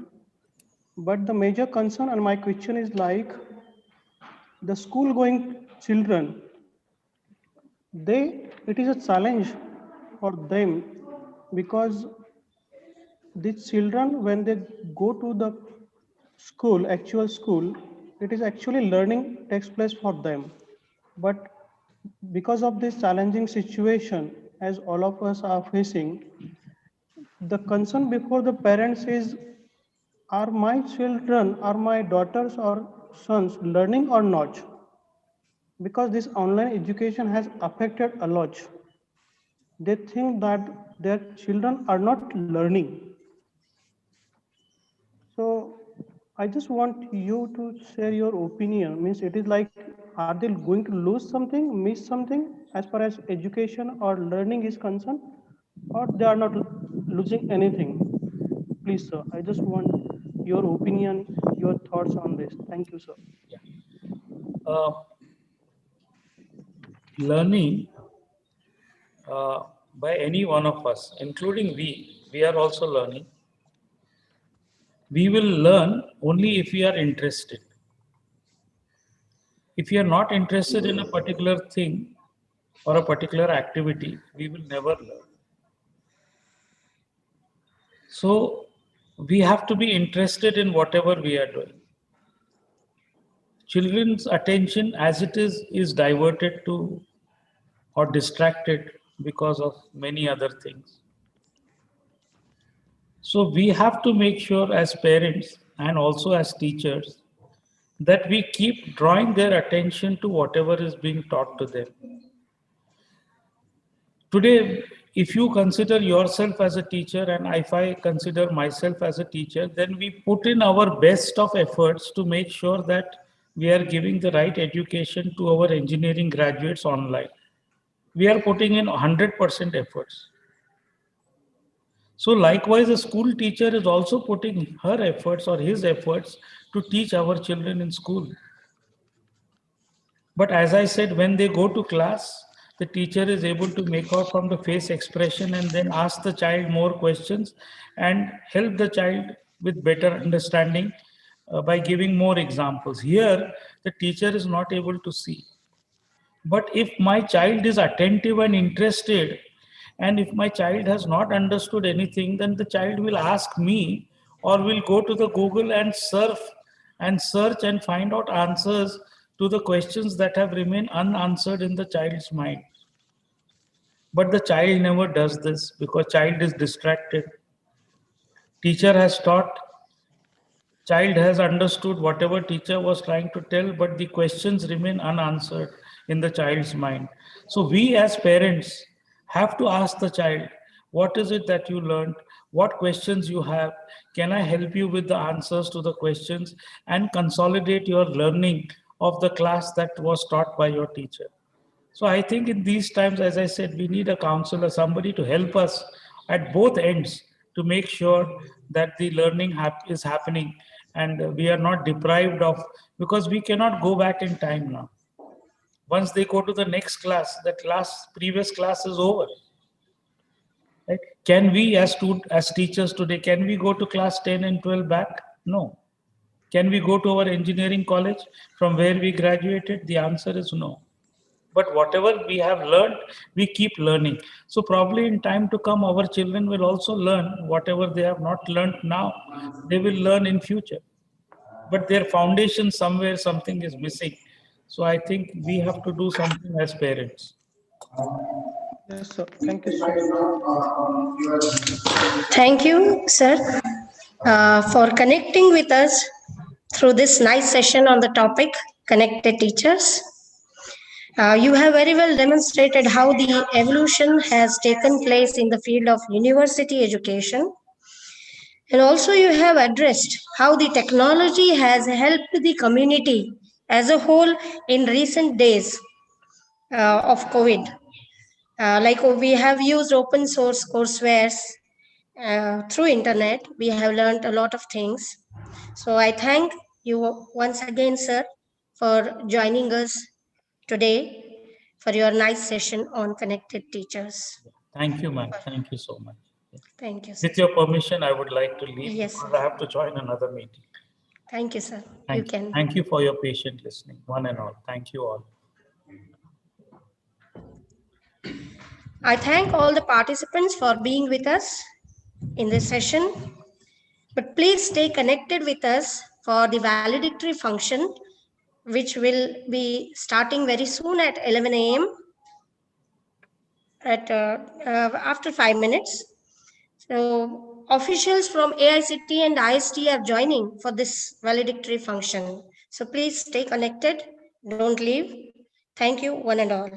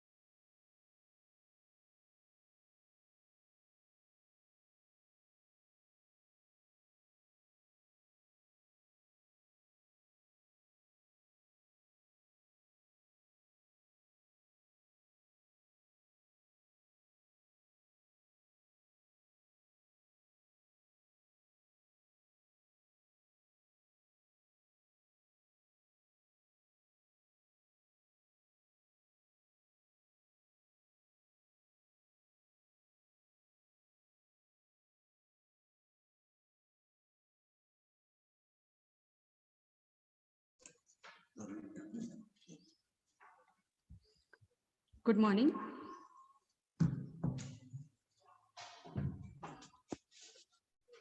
In a few minutes, we will start our program.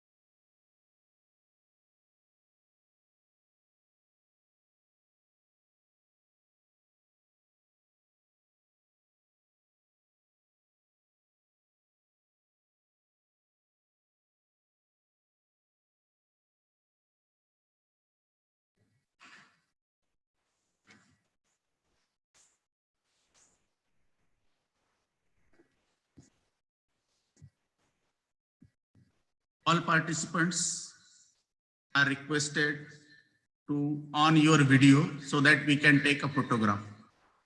Within 5 minutes, we will take a photograph and then we'll start a session. Please.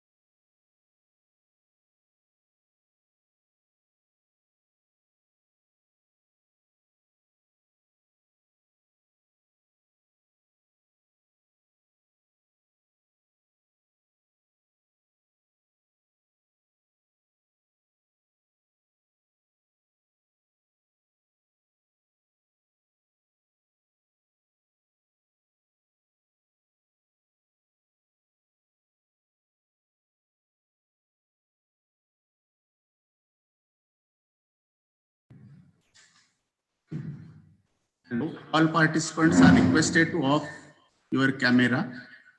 Only guests.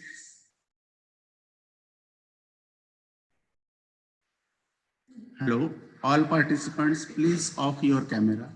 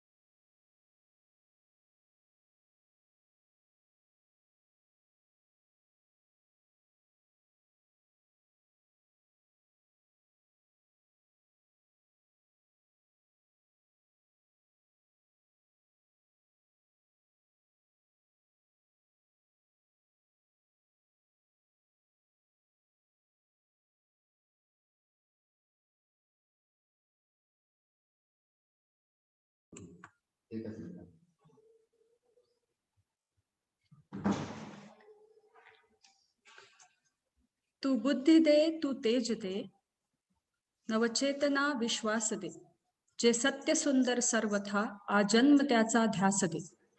With this evocation to the Almighty Goddess Mahasaraswati, let us start this valedictory function. A very good morning. I, Ms. Pallavi Bokeh, welcome you all to this valedictory function of 1 week AICTE ISTE refresher program on innovative teaching learning methods organized by Vidya Pratishthan's Kamal Nayan Bajaj Institute of Engineering and Technology, Baramati. Last 6 days, we have had deep insights into the several aspects of innovative teaching learning methods. We had distinguished guests from reputed institutes enlightening us in various teaching learning methods. For this refresher program, we had around 112 registrations, out of which 80 were from outside the department and organization. As we come online to the valedictory function, I take this opportunity to welcome the dignitaries present with us on the online platform. Our chief guest of the program, Honorable Dr. Pratap Singh Desai, President of ISTE New Delhi, and Honorable Colonel B. Venkat, Director of FDP Cell, AICTE. Our head of the institution, Honorable Principal Dr. R.S. Bizkar, head of the first year department and the coordinator of the refresher program, respected Dr. A.P. Hivrekar, respected deans and heads of various departments, all the faculty members and participants. Welcome you all. Now, I request the coordinator of this one-week refresher program, Dr. A.P. Hivrekar, to brief about the journey of this program. Please, sir.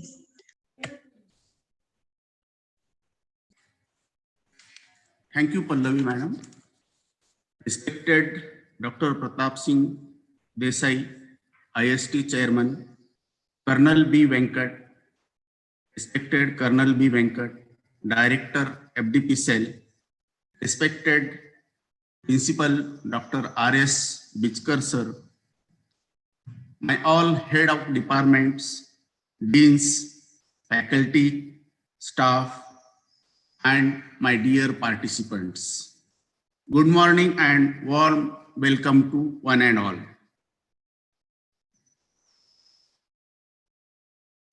Beginning of this particular program was started, journey of this program was started in 2018 when we submitted our proposal to ISTE AICTE program. And I'm very much happy that today dream becomes a reality and the event is organized in our institute. So I thanks to AICTE, ISTE for giving us a grant, as well as to my institute management principal for giving me a lot of support and encouragement. So in this particular program, total 112 participants, we given them confirmation. Out of that, 8 participants have not reported. I'm very happy to announce that 66 participants are such that they are having 100% attendance. So in this particular program, many issues regarding teaching learning are covered, like student-centered teaching learning, online teaching learning, challenges in digital learning, project-based learning, interdisciplinary approach, current issues in teaching and learning. And we invited eminent speakers, Mrinal Patwardhan from IIT Bombay, Dr. S.G. Deshmukh from IIT Delhi, Dr. I.K. Rana. We invited him, but he has not given us a consent. Dr. B.B. Ahuja, Director, College of Engineering, Pune. Dr. Y.V. Joshi, Director, SGGS, Nanded. Dr. M.S. Sutone from College of Engineering, Pune. P.R. Dhamangaonkar from College of Engineering, Pune. Dr. Hemant Abhyankar, very senior person from Pune. Dr. Sharad Gore from SPPU, Pune.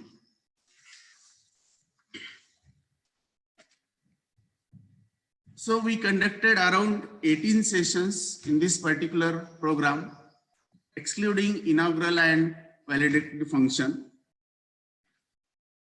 We are very much interested in conducting such activities, and our institute is active in conducting ISTE activities.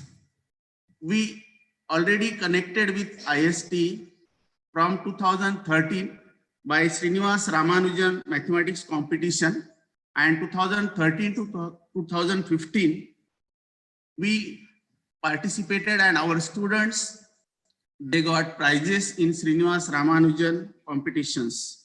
And we are connected with Dr. Professor Hariharan sir. And during during the period of last 2 years, we have conducted many ISTE activities, and our 2,667 students, they are benefited by ISTE activities. And one more innovative idea proposed by our dynamic principle, that is conducting Olympiad examination for school students to promote awareness among the school students of technology and engineering. And we are very happy to announce that in November 2020, E-Olympiad examinations was conducted, and there were 838 exam was conducted and 214 students participated in it. We have 80% of students are ISTE members. Around 80% faculty members are also ISTE members. And we are really very much interested in conducting many activities like this. So we have given face-to-face program, other part of this particular grant in May or June 2021. So with this brief about a program and all our activities, I am again thankful to AICTE, ISTE, and my management, as well as my principal sir and dear participants. And they have given very good response for this particular activity.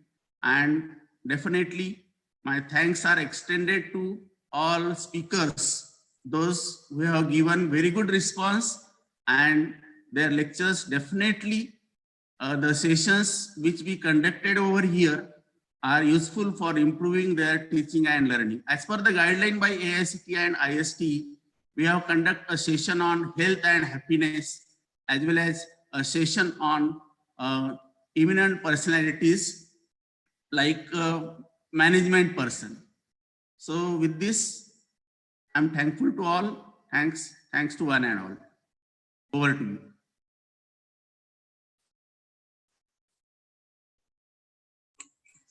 Thank you, sir.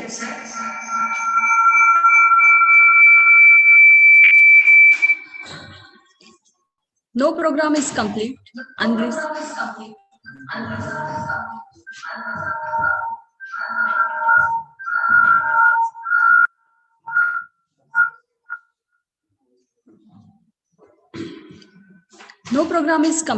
unless we receive feedback from the participants.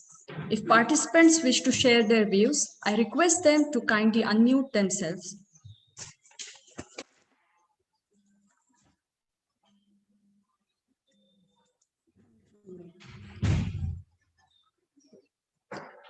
Some participants are ready to share their views. So I request Mr. Kamlesh More sir to share his experience about this refresher program.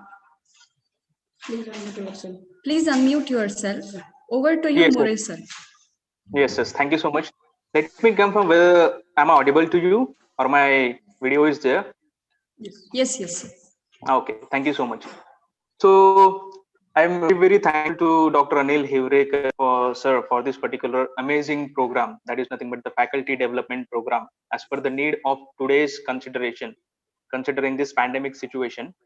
Everyone was expecting this kind of thing, that there should be some kind of innovative and teaching learning methods that will definitely help us, all the faculties and all the professors. So that is what I found many things helpful here.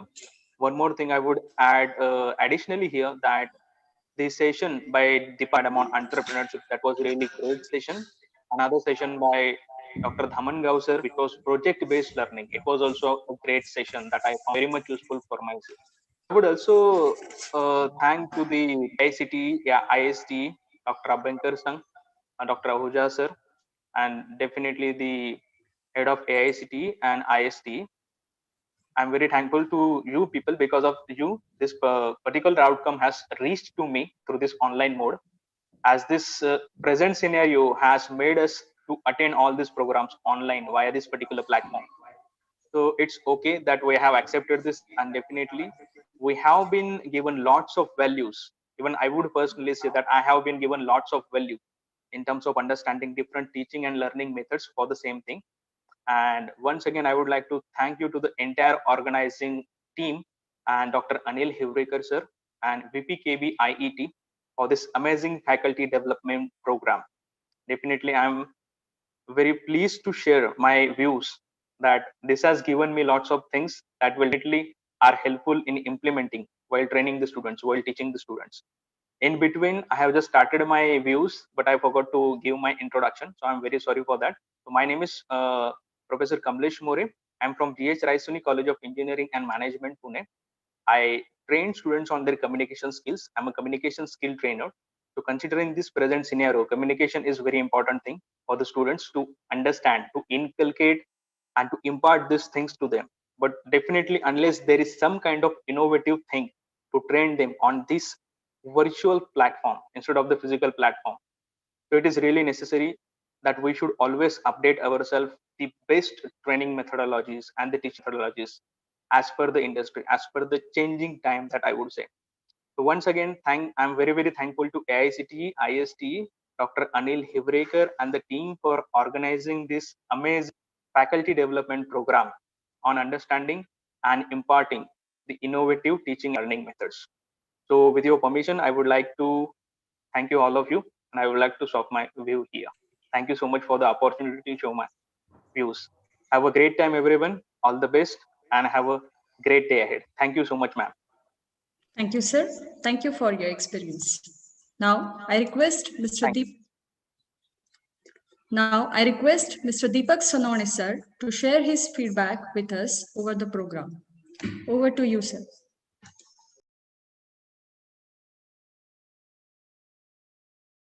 Video, sir. Video.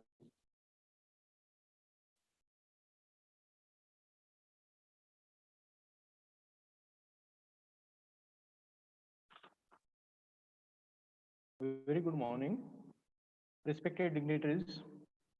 I'm once again happy to share my views in this valedictory session. I am Deepak Sonone, faculty of VPKB IIT Baramati, as well as one of the participants of this refresher course.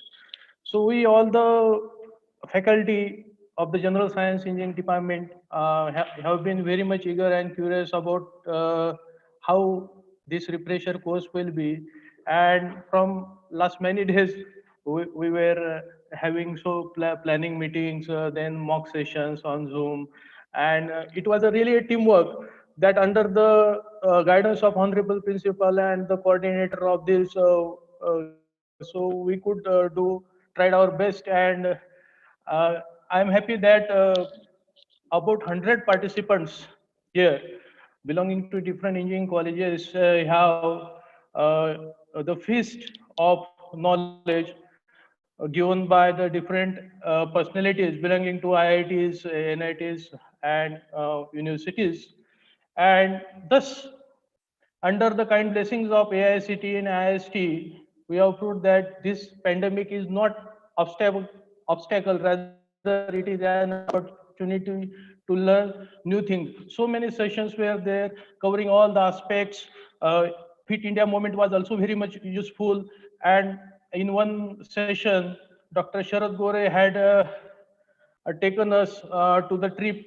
We were actually sailing in a ship in which we made different milestones in the form of various teaching learning methods right from British Empire till date. And in that he had noted that there is a concept of mobile computer lab that has been introduced by our institute itself. So again, I express my sincere thanks to AICTE, IST. There is one phrase in Hindi, "Ant bhala to sab bhala," but I would like to modify it. If agar sab acha hai, sab bhala, to ant bhi bhala. Thanks a lot. Over to Pallavi, madam.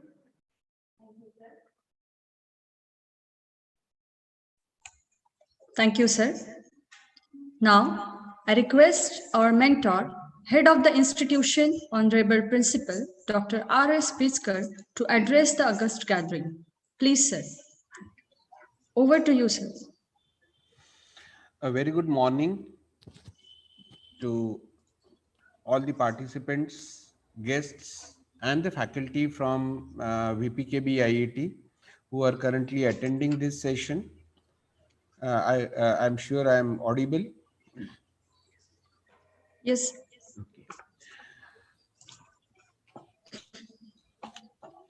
Okay. Dr. Pratap Singh Desai, President of ISTE, who is chief guest today, and special guest Colonel B. Venkat, who is Director of FDP Cell of AICTE.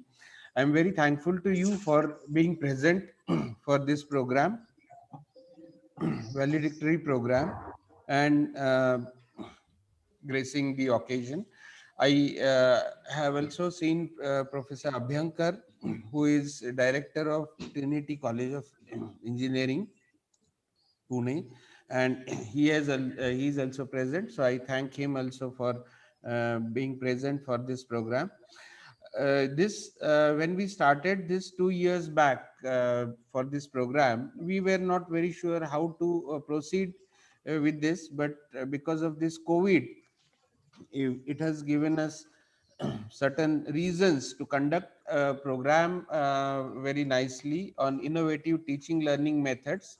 And we have been trying various methodologies for improving the overall teaching learning experience of students and teachers. And with that, we felt it necessary during this COVID pandemic to share some of the ideas that people have been using all over the world, all over India. Various teachers and various experts have been trying their different ways to overcome these, and everybody is perplexed at this moment how we should tackle these problems which we have seen for the very first time. And certainly there are bigger challenges ahead. This COVID doesn't seem to vanish. It won't for next few years. And certainly we will have bigger challenges in days to come. And we will have to continue with this online mode. One thing at least is sure, that in last few days we have realized that whether we come to institute or not, we are in a position to conduct the activities effectively.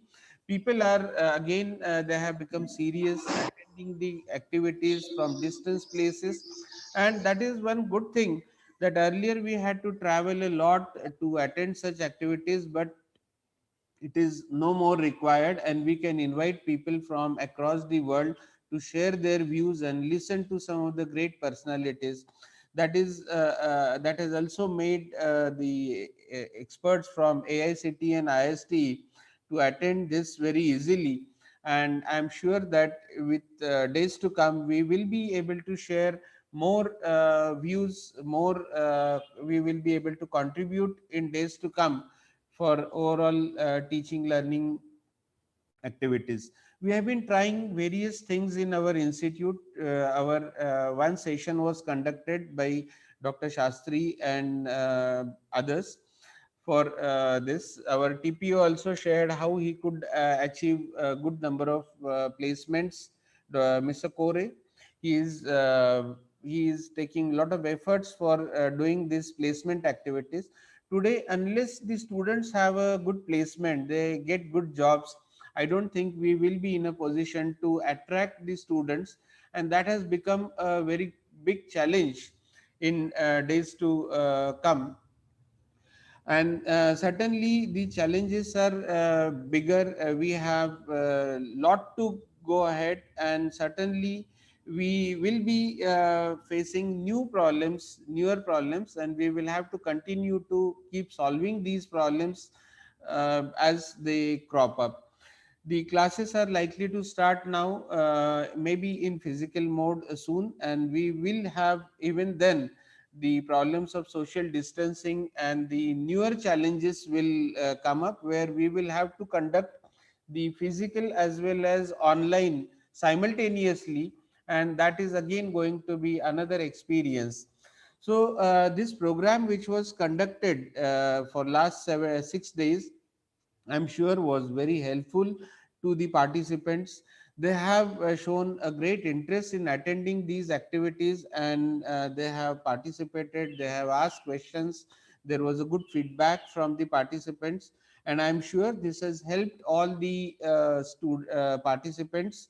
And as it was expressed by one of the participant, it will help the teachers across the country to get more insight into how to tackle such problems in an effective way, whether it was project based learning or other activities, other sessions that have been conducted. I'm sure this program was very helpful to the participants, and they will implement various knowledge capsules that have been provided by the teachers, various experts, and they will try to improve the teaching experience as well as the students' effectiveness for learning the new things, and achieve great placements as well as entrepreneurial achievements. So with all these words, we are quite happy that this program was conducted very successfully. Let me congratulate Dr. Hivrekar and his entire team, Dr. Sajjan, Professor Gauri Boite madam, then Sonavne madam, and Pallavi Bokke madam, and all other who have taken immense efforts in organizing this program, Professor Sonavne. And this program was really a big success. Thank you very much, the entire team of first year teachers who have taken immense effort in last several weeks for organizing this program, and I'm sure that this has this has given us a good setting to organize such programs in future. Finally, I would like to thank once again Dr. P.K. Desai, Colonel B. Venkat sir, for providing us opportunity to conduct this program. I would also like to thank Dr. Vaidya, who had shared his views during the inaugural program, and all other eminent speakers, including Mrinal Patwardhan, then H.G. Deshmukh sir, Dr. Ahuja, Dr. Y.V. Joshi, Dr. Abhyankar, and Dr. Sutavane, and Dr. Gore, and several other experts. They have contributed in this program. Special mention of Mrs. Dipali Gotadke, who is actually an industrialist, and also Mr. Rajendra Raut for this. So with all these sessions, it was very effective. And Dr. Ahuja's session was there in the morning. I attended a part of it. It was very exciting to know all these things, and I'm sure this program has created a lot of excitement and given shared a lot of knowledge to the participants, and they are sure to use these innovative teaching learning methods. There will be two more sessions of this same program, because AICTE has permitted, uh, ISTE also has permitted us to organize this program in an online mode. So there will be times this program will be conducted, and the next two sessions will be conducted in the month of June. And I'm sure there will be again a good number of participants as well as speakers, and we will try to make that even better in days to come. Thank you very much for allowing me to share my views and listening patiently. Thank you very much. Thank you, sir. We are very fortunate and honored to have with us the Director of FDP Cell, AICTE, Honorable Colonel B. Venkat, as a guest of honor. I request Honorable Colonel B. Venkat to express his views about the program and say a few words of motivation. Please, sir. Over to you, sir.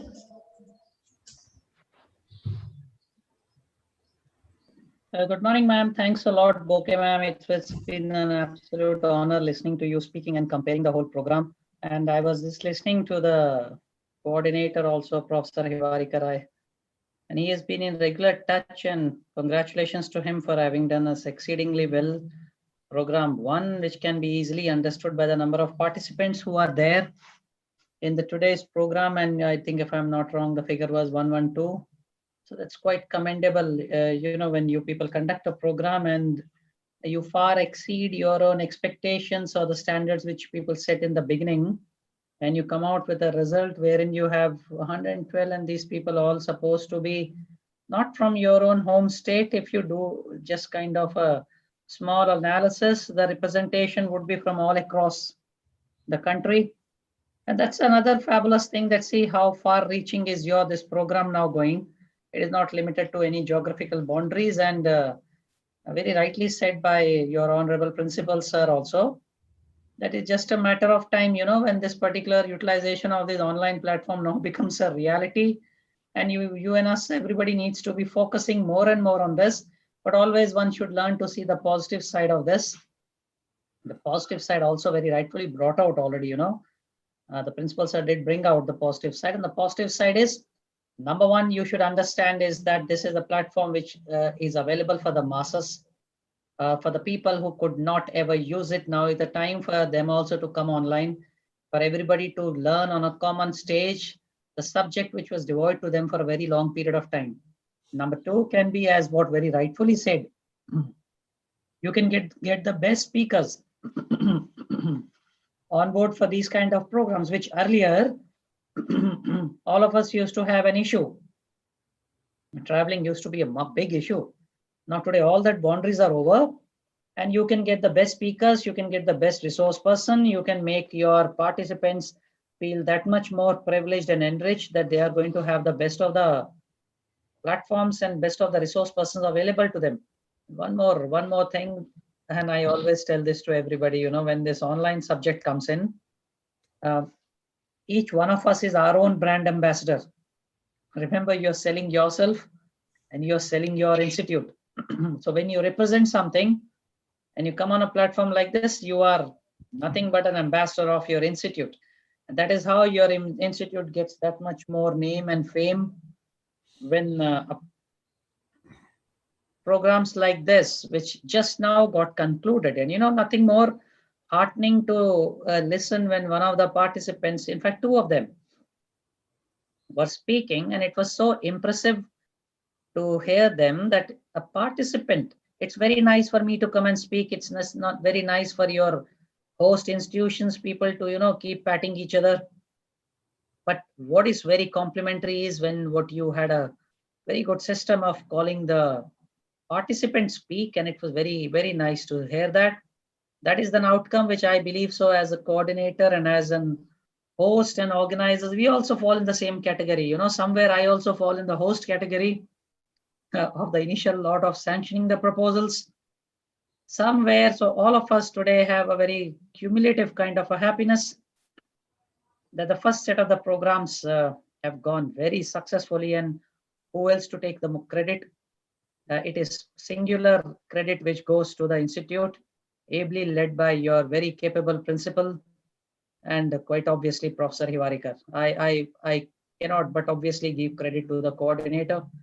I can understand these kind of activities are not a joke. They don't happen overnight, and I understand the pains, what must have gone through this. He did mention it's a 2-year-old labor, which is actually speaking fructified today in the form of fruits, which each one of us have eaten also. So it's our time now to say thanks to you people. Thanks to each one involved. I might not be able to take names of many more involved, but my due compliments to them. To all the participants, I don't think so that you can get a better platform than this. You can never get a better institute who can coordinate the way these people have done it. Please do go forward and share your opinion and views. Do not limit it to yourself. Make sure whatever you have learned, whatever you are enriched with, teach it to many more people. I think that would be something which your present set of coordinators would be looking forward to hear from you, that you have further gone ahead and educated many more people from this course which you have learned. Congratulations, sirs. Congratulations, ma'am. It's been great association, and looking forward to your balance 2 programs also. I believe it's already been sanctioned to conduct all 3 in online mode. Please do conduct them as per the convenience, and knowing you, I don't think so I have any doubt that they will also go in the same manner in which, if in fact I have full confidence they will go much better. Thanking you, thanks a lot, and with due regards to everybody, may you excel in every activity of yours. And on this platform, I need to be also thanking ISTE. Now that would be very incorrect on my part, in case if I do not thank ISTE and their chairman, Dr. Pratap sir, and Desai sir, and ably led by their executive secretary, Professor Vaidya sir. These kind of programs would not have been possible without their active cooperation. In fact, I would rather like to use it on the other way around. This could not have been possible without them. So that's a wonderful thing, and it is full credit needs to be also given to ISTE for actually executing the program. And these kind of initiatives are going to be now much more in nature. We are going to be collaborating with ISTE in much more heavy manner in the days to come to ensure that, these kind of programs are given to you people, and you people further excel in your activities and make much more people knowledgeable. Thanks to everybody. Thanks a lot. And thanks a lot for inviting me for these kind of programs. Thank you, Principal Sir, Hivarika Sir, and Pallavi Ma'am. Thanks a lot. Thank you, sir. Thank you for your mentoring and motivation.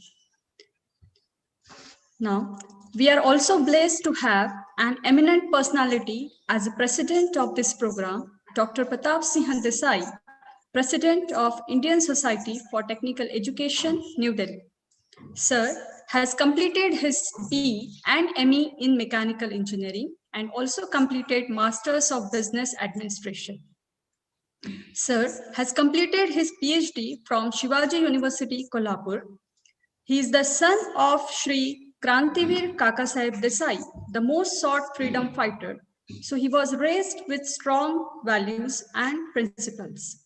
He is the youngest ever president of ISTE New Delhi, past vice president of ISTE and ISTE Executive Council member for 2 terms. Sir is a representing member of India in Global Deans Council. Sir is also heading a charge as a chairman of Indian Engineering Deans Council. Sir is also a member of Governing Council, Engineering Staff College of India, and a council member of AICTE.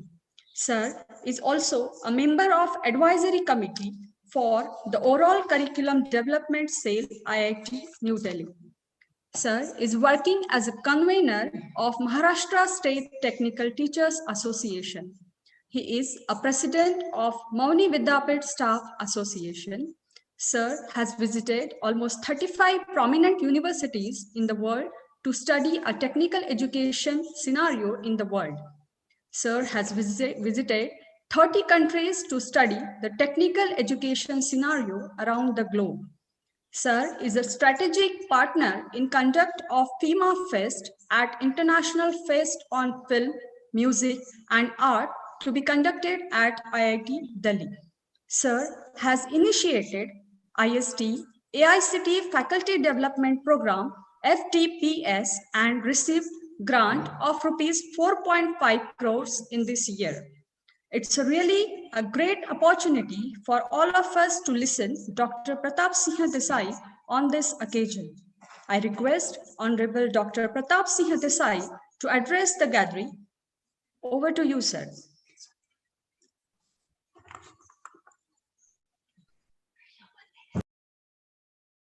Good morning, Madam Pallavi,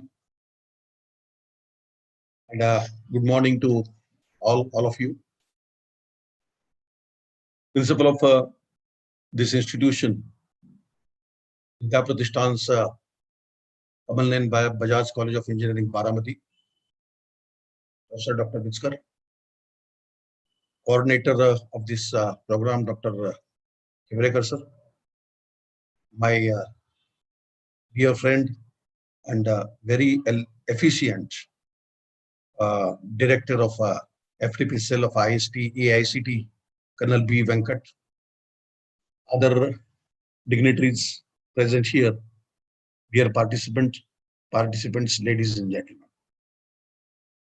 Let me thank AICTE first for showing confidence in ISTE for the conduct of this almost 300 programs, faculty development programs.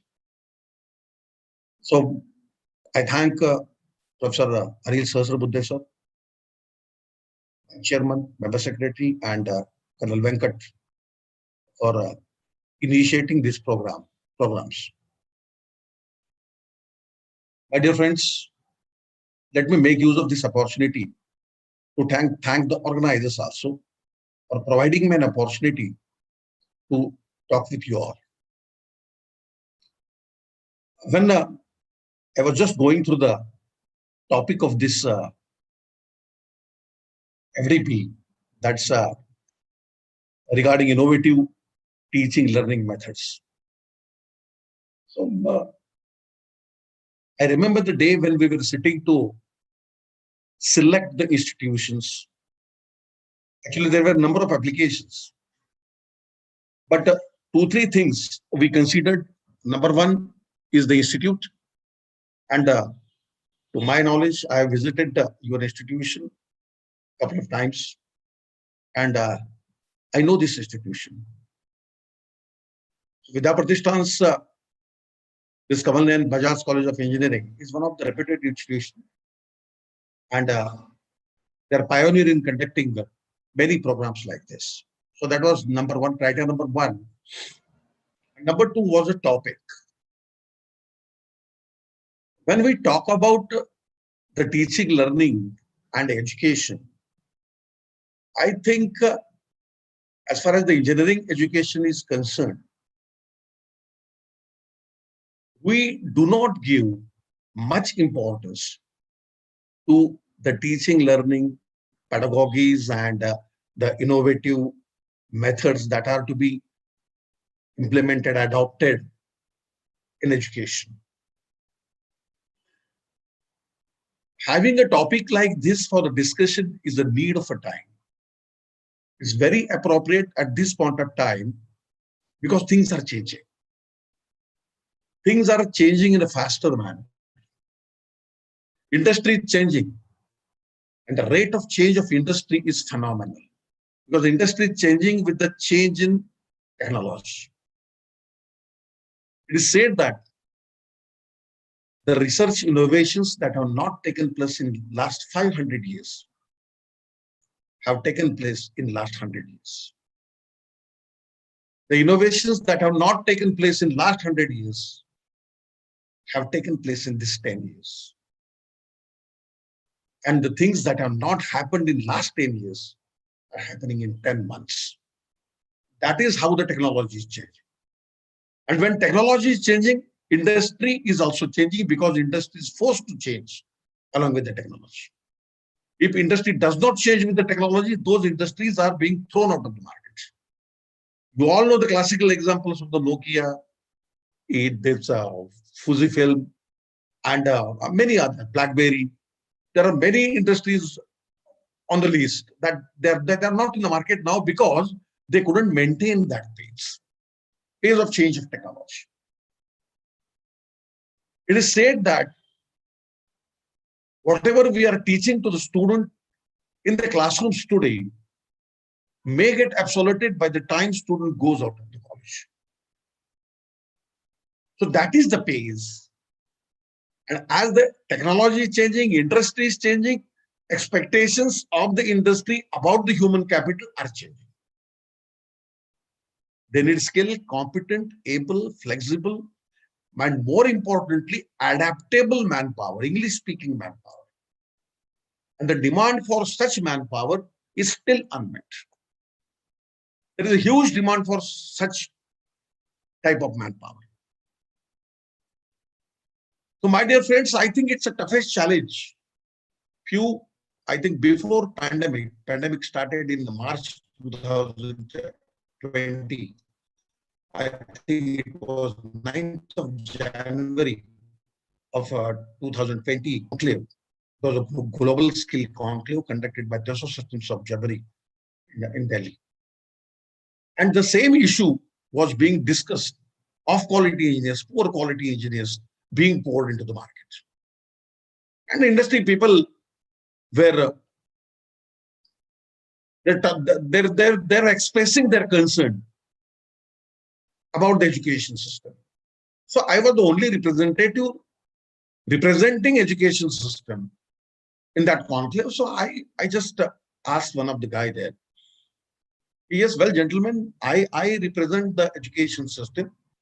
We do take this responsibility. Yes, it's our responsibility to produce the able, capable, flexible manpower, which will suit the needs of the industry.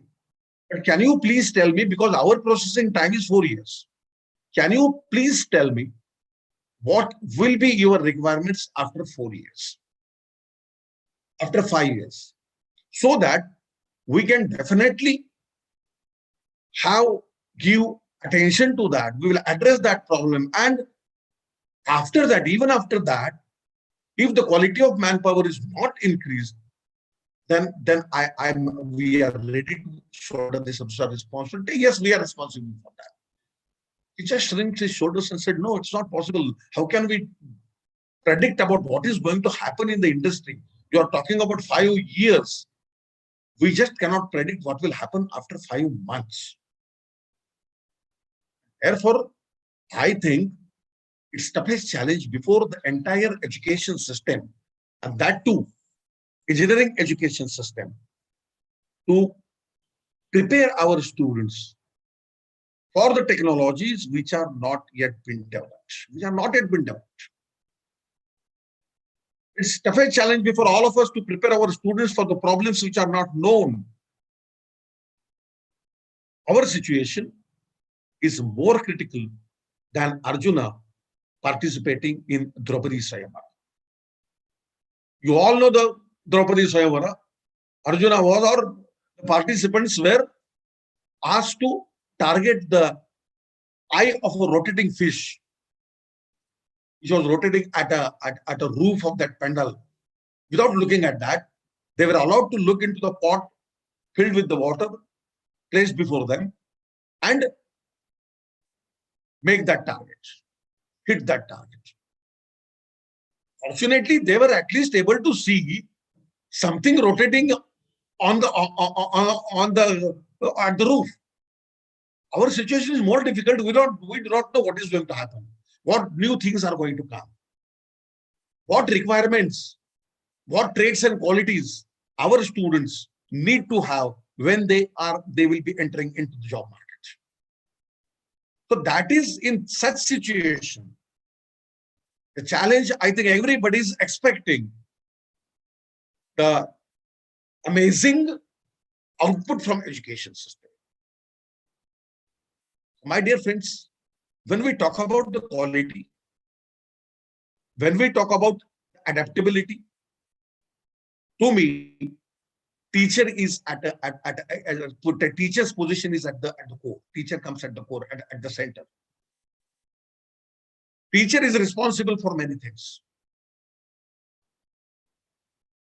Once I read somewhere that teacher is a backbone of any nation. Teacher is a role model for the students or the youth of a nation. Teacher has a capacity to propel the destiny of the nation. So those expectations are there from the teachers, and therefore, in our Sanskriti also, in our culture, we give topmost position to the teacher, topmost position to the Guru. We say that Guru Brahma, Guru Vishnu, Guru Devo Maheshwara, Guru Sakshat Par Brahma. So we compare Guru, we give position of the Brahma. Brahma is the creator of the world. And we say that Guru is a Brahma. Guru is Sakshat Par Brahma. He is a creator. Yes, Guru is a creator of generations. Generation builds nation. Therefore, that importance is given to the Guru. We give the place of our father and mother, our parents, to the teacher. Matru Deva Bhava, Pitru Deva Bhava, Guru Deva Bhava. So that position is given to the teachers. Dono khade kaake lagu pawa. Guru Govinda, dono khade kaku lagu pawa. Bilhari Guru apno. Bilhari Guru apno, jino Govindu dikhao. Bilhari गुरु अपनो घड़ी घड़ी 100 बार मानुष से देवत किया करत न लगी बार. So that importance we have given to the Guru.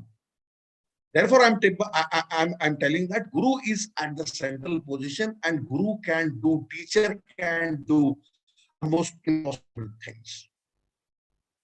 And if Guru does some mistake, yes, if engineer commits some mistake, a bridge or the road or some structure he has built or created or designed, it may be vanished.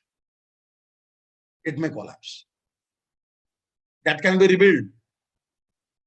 But if a generation is spoiled, definitely it cannot be repaired. It cannot be repaired. There is one beautiful quote in Sanskrit, ki Raja Rajyakrityam papam. Raja Rajyakrityam papam, Rajadnya papam purohita, Bhatrupatni krityam papam, Shishyam papam guru tatha. Meaning that if king does some mistake, so Raja Rajyakrityam papam, so that is a responsibility of his teacher, of his purohita, of his teacher. Bhatrupatni krityam papam, if wife commits certain mistake, creates some problem in the family, she is not responsible, husband is responsible. And if students are not performing good, then Shishyam papam guru tatha. Responsibility lies if it comes to the teacher. So that is the role of the teacher. My dear friends, when I came across one survey and I was shocked. I don't know, 2-3 years back. And that survey says that not more than 5% of the teachers enters into this profession. I'm talking about the engineering teachers. It was conducted on the technical teachers. Not more than 5% of the teachers enters into this profession as a profession of their first choice. So around 5% of the teachers are in this profession because they love teaching, they are affectionate about teaching, they have a passion of teaching. 95% of our community, our fraternity, they are into this profession because they are not left with any other option. This situation is pathetic. Yes, one can enter into the profession accidentally. To me also, I remember the day till there is 1986. I was just appeared, gave my examinations, and waiting for the results, and I got an offer letter to join as a teacher in one of the institutions. I was surprised. Actually, I was not prepared to join as a teacher. I was thinking of joining some industry, giving some competitive examinations. But okay, I said, okay, no harm. While teaching, I can do that. And I joined my college on 1st of August of 1986. And on the first day, my principal asked me to conduct a class on the final year BE students, on the BE class. So I was almost of the same age of the students.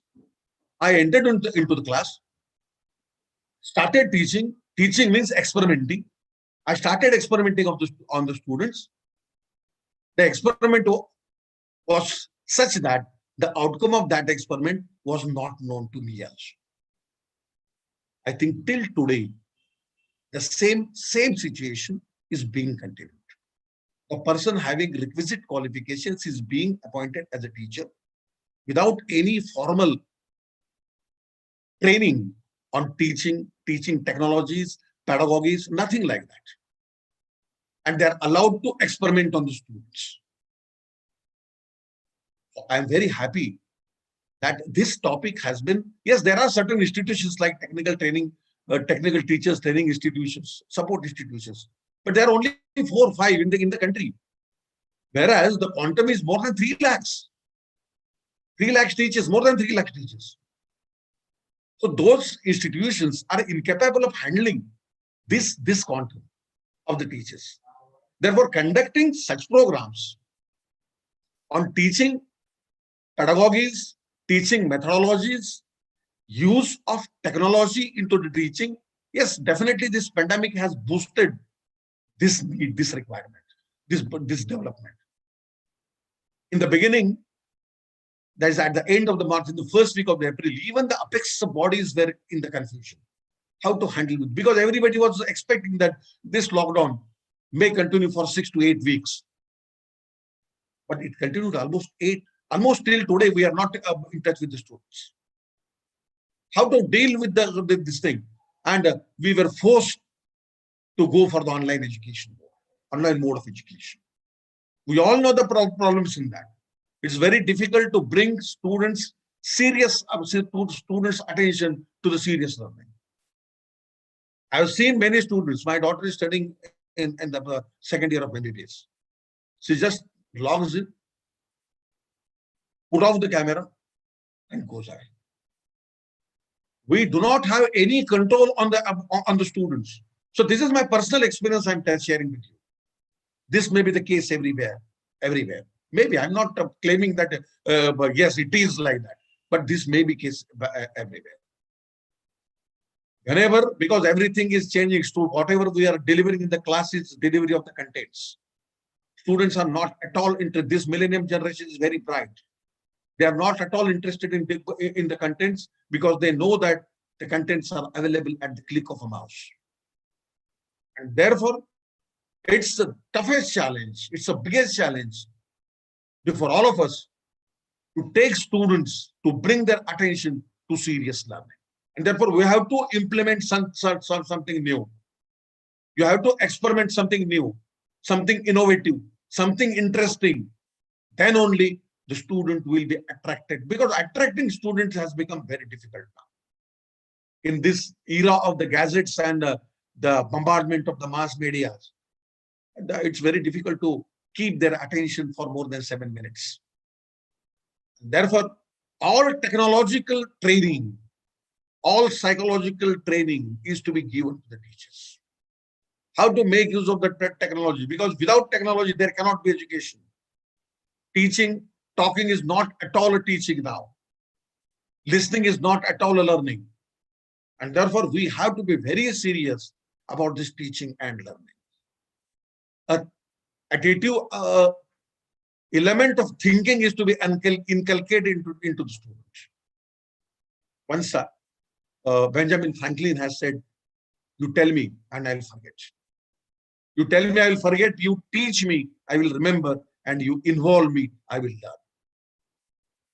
Furthermore, Mahatma Gandhi once has said, the person who knows how to think need not what we talk. Because whatever we tell them is just the information. Unless that information is thought upon, that cannot be converted into the knowledge.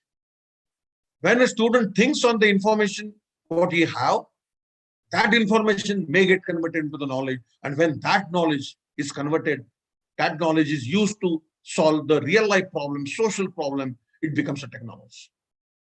And therefore, the job of an engineer, real engineer, is to convert information into the technology and information into the knowledge and knowledge into the technology.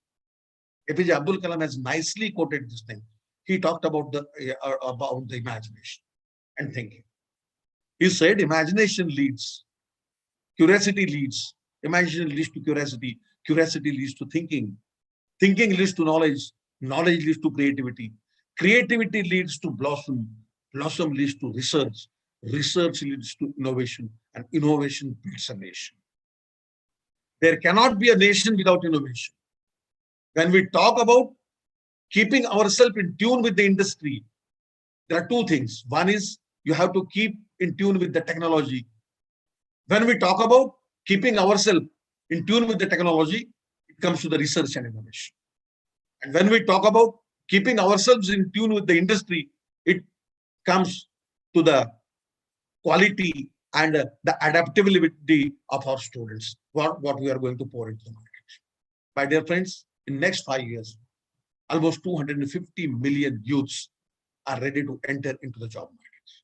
And out of 250 million youths, 180 million youths are Indians. It's a huge, huge quantum. If we cannot employ them, use them in nation building, if we cannot make them capable of contributing in the national development, we are going to face toughest or biggest challenge of unbelievable confidence. And therefore, my dear friends, I hope you all have many takeaways from this 1 week FDP. And I appeal you, making use of this task, to keep yourself adaptable at any situation, any time to come. Continuous learning the things, relearning the things, and whenever required, relearning the things should be the slogan for you all.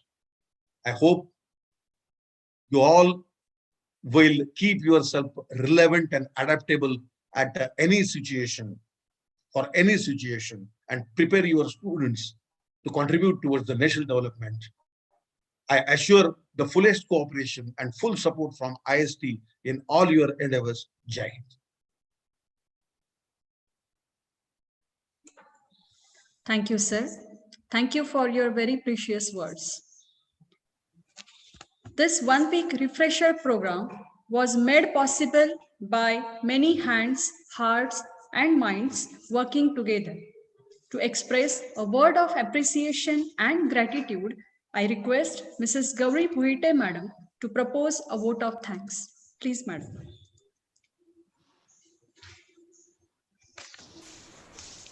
Thank you, Pallavi Madam.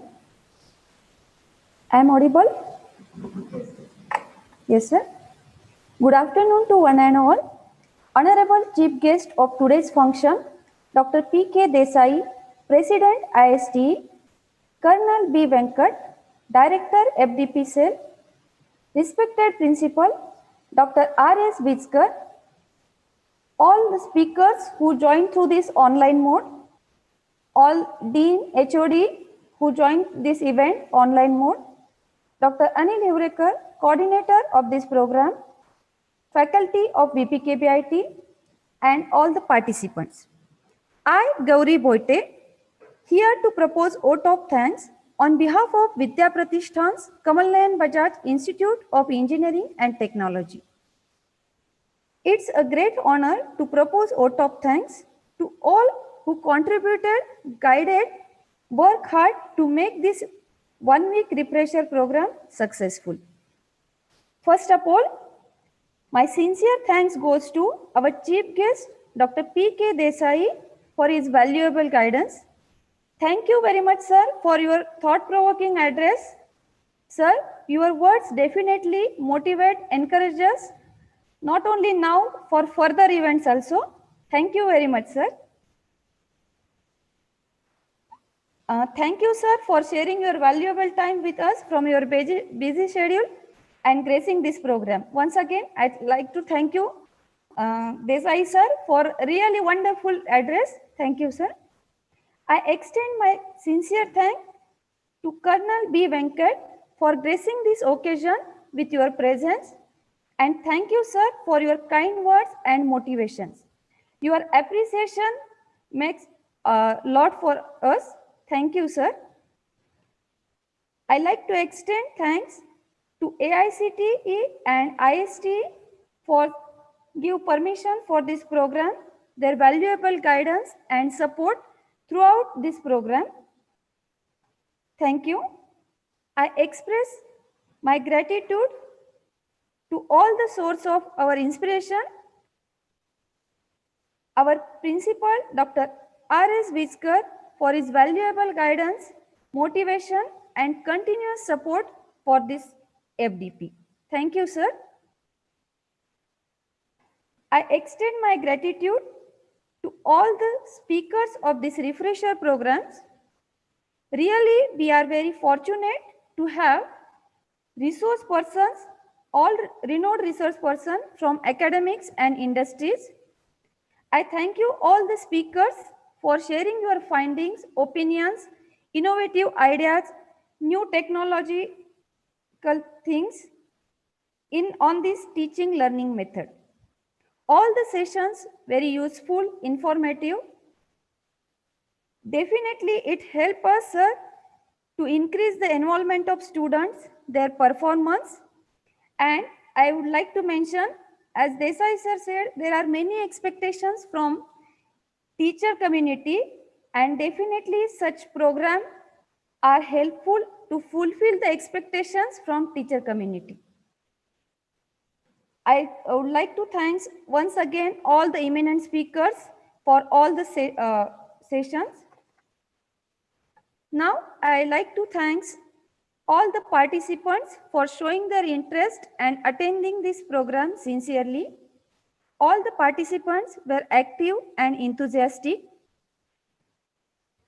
Thank you for your active participation, interaction, and valuable feedback in each and every session.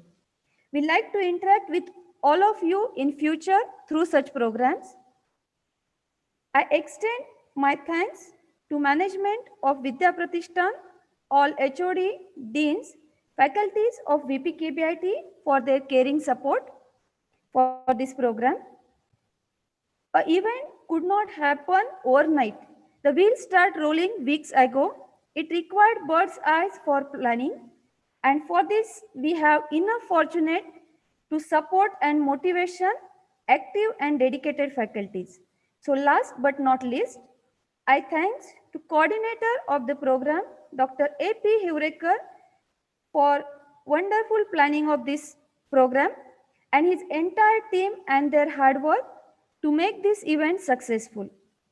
I also thanks to all technical team, supporting staff for their devotion towards this program. I thanks to all who directly, indirectly contribute to make this event successful. Once again, I thank you to all our speakers, guests, participants, and all the faculties from VPKBIT. Thank you, sir. Thank you very much. Thank you, madam. We have 3 important announcements for all the participants. We have created YouTube channel of the program, and from day 1, we have uploaded all the videos of the session on the channel. So you can watch all the videos and do subscribe the channel. Exam link will be shared after the program to your registered email ID and WhatsApp group. And all the participants are requested to share your 2 minutes video about the program, and you can upload this in the shared folder. Thank you. The end of a story is the beginning for many others. With this quote, let's conclude this remarkable and knowledgeable 1-week refresher program on innovative teaching learning methods organized by PIT Baramati. With the permission of chair, I declare that this program is over. We are going to end this program with Vande Mataram. So I request you all to please stand at your place for Vande Mataram.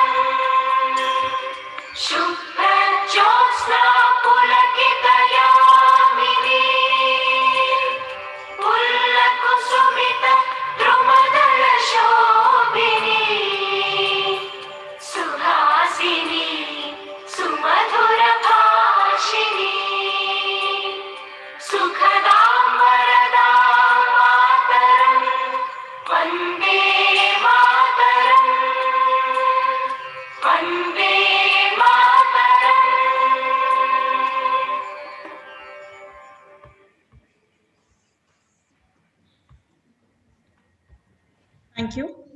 Thank you very much.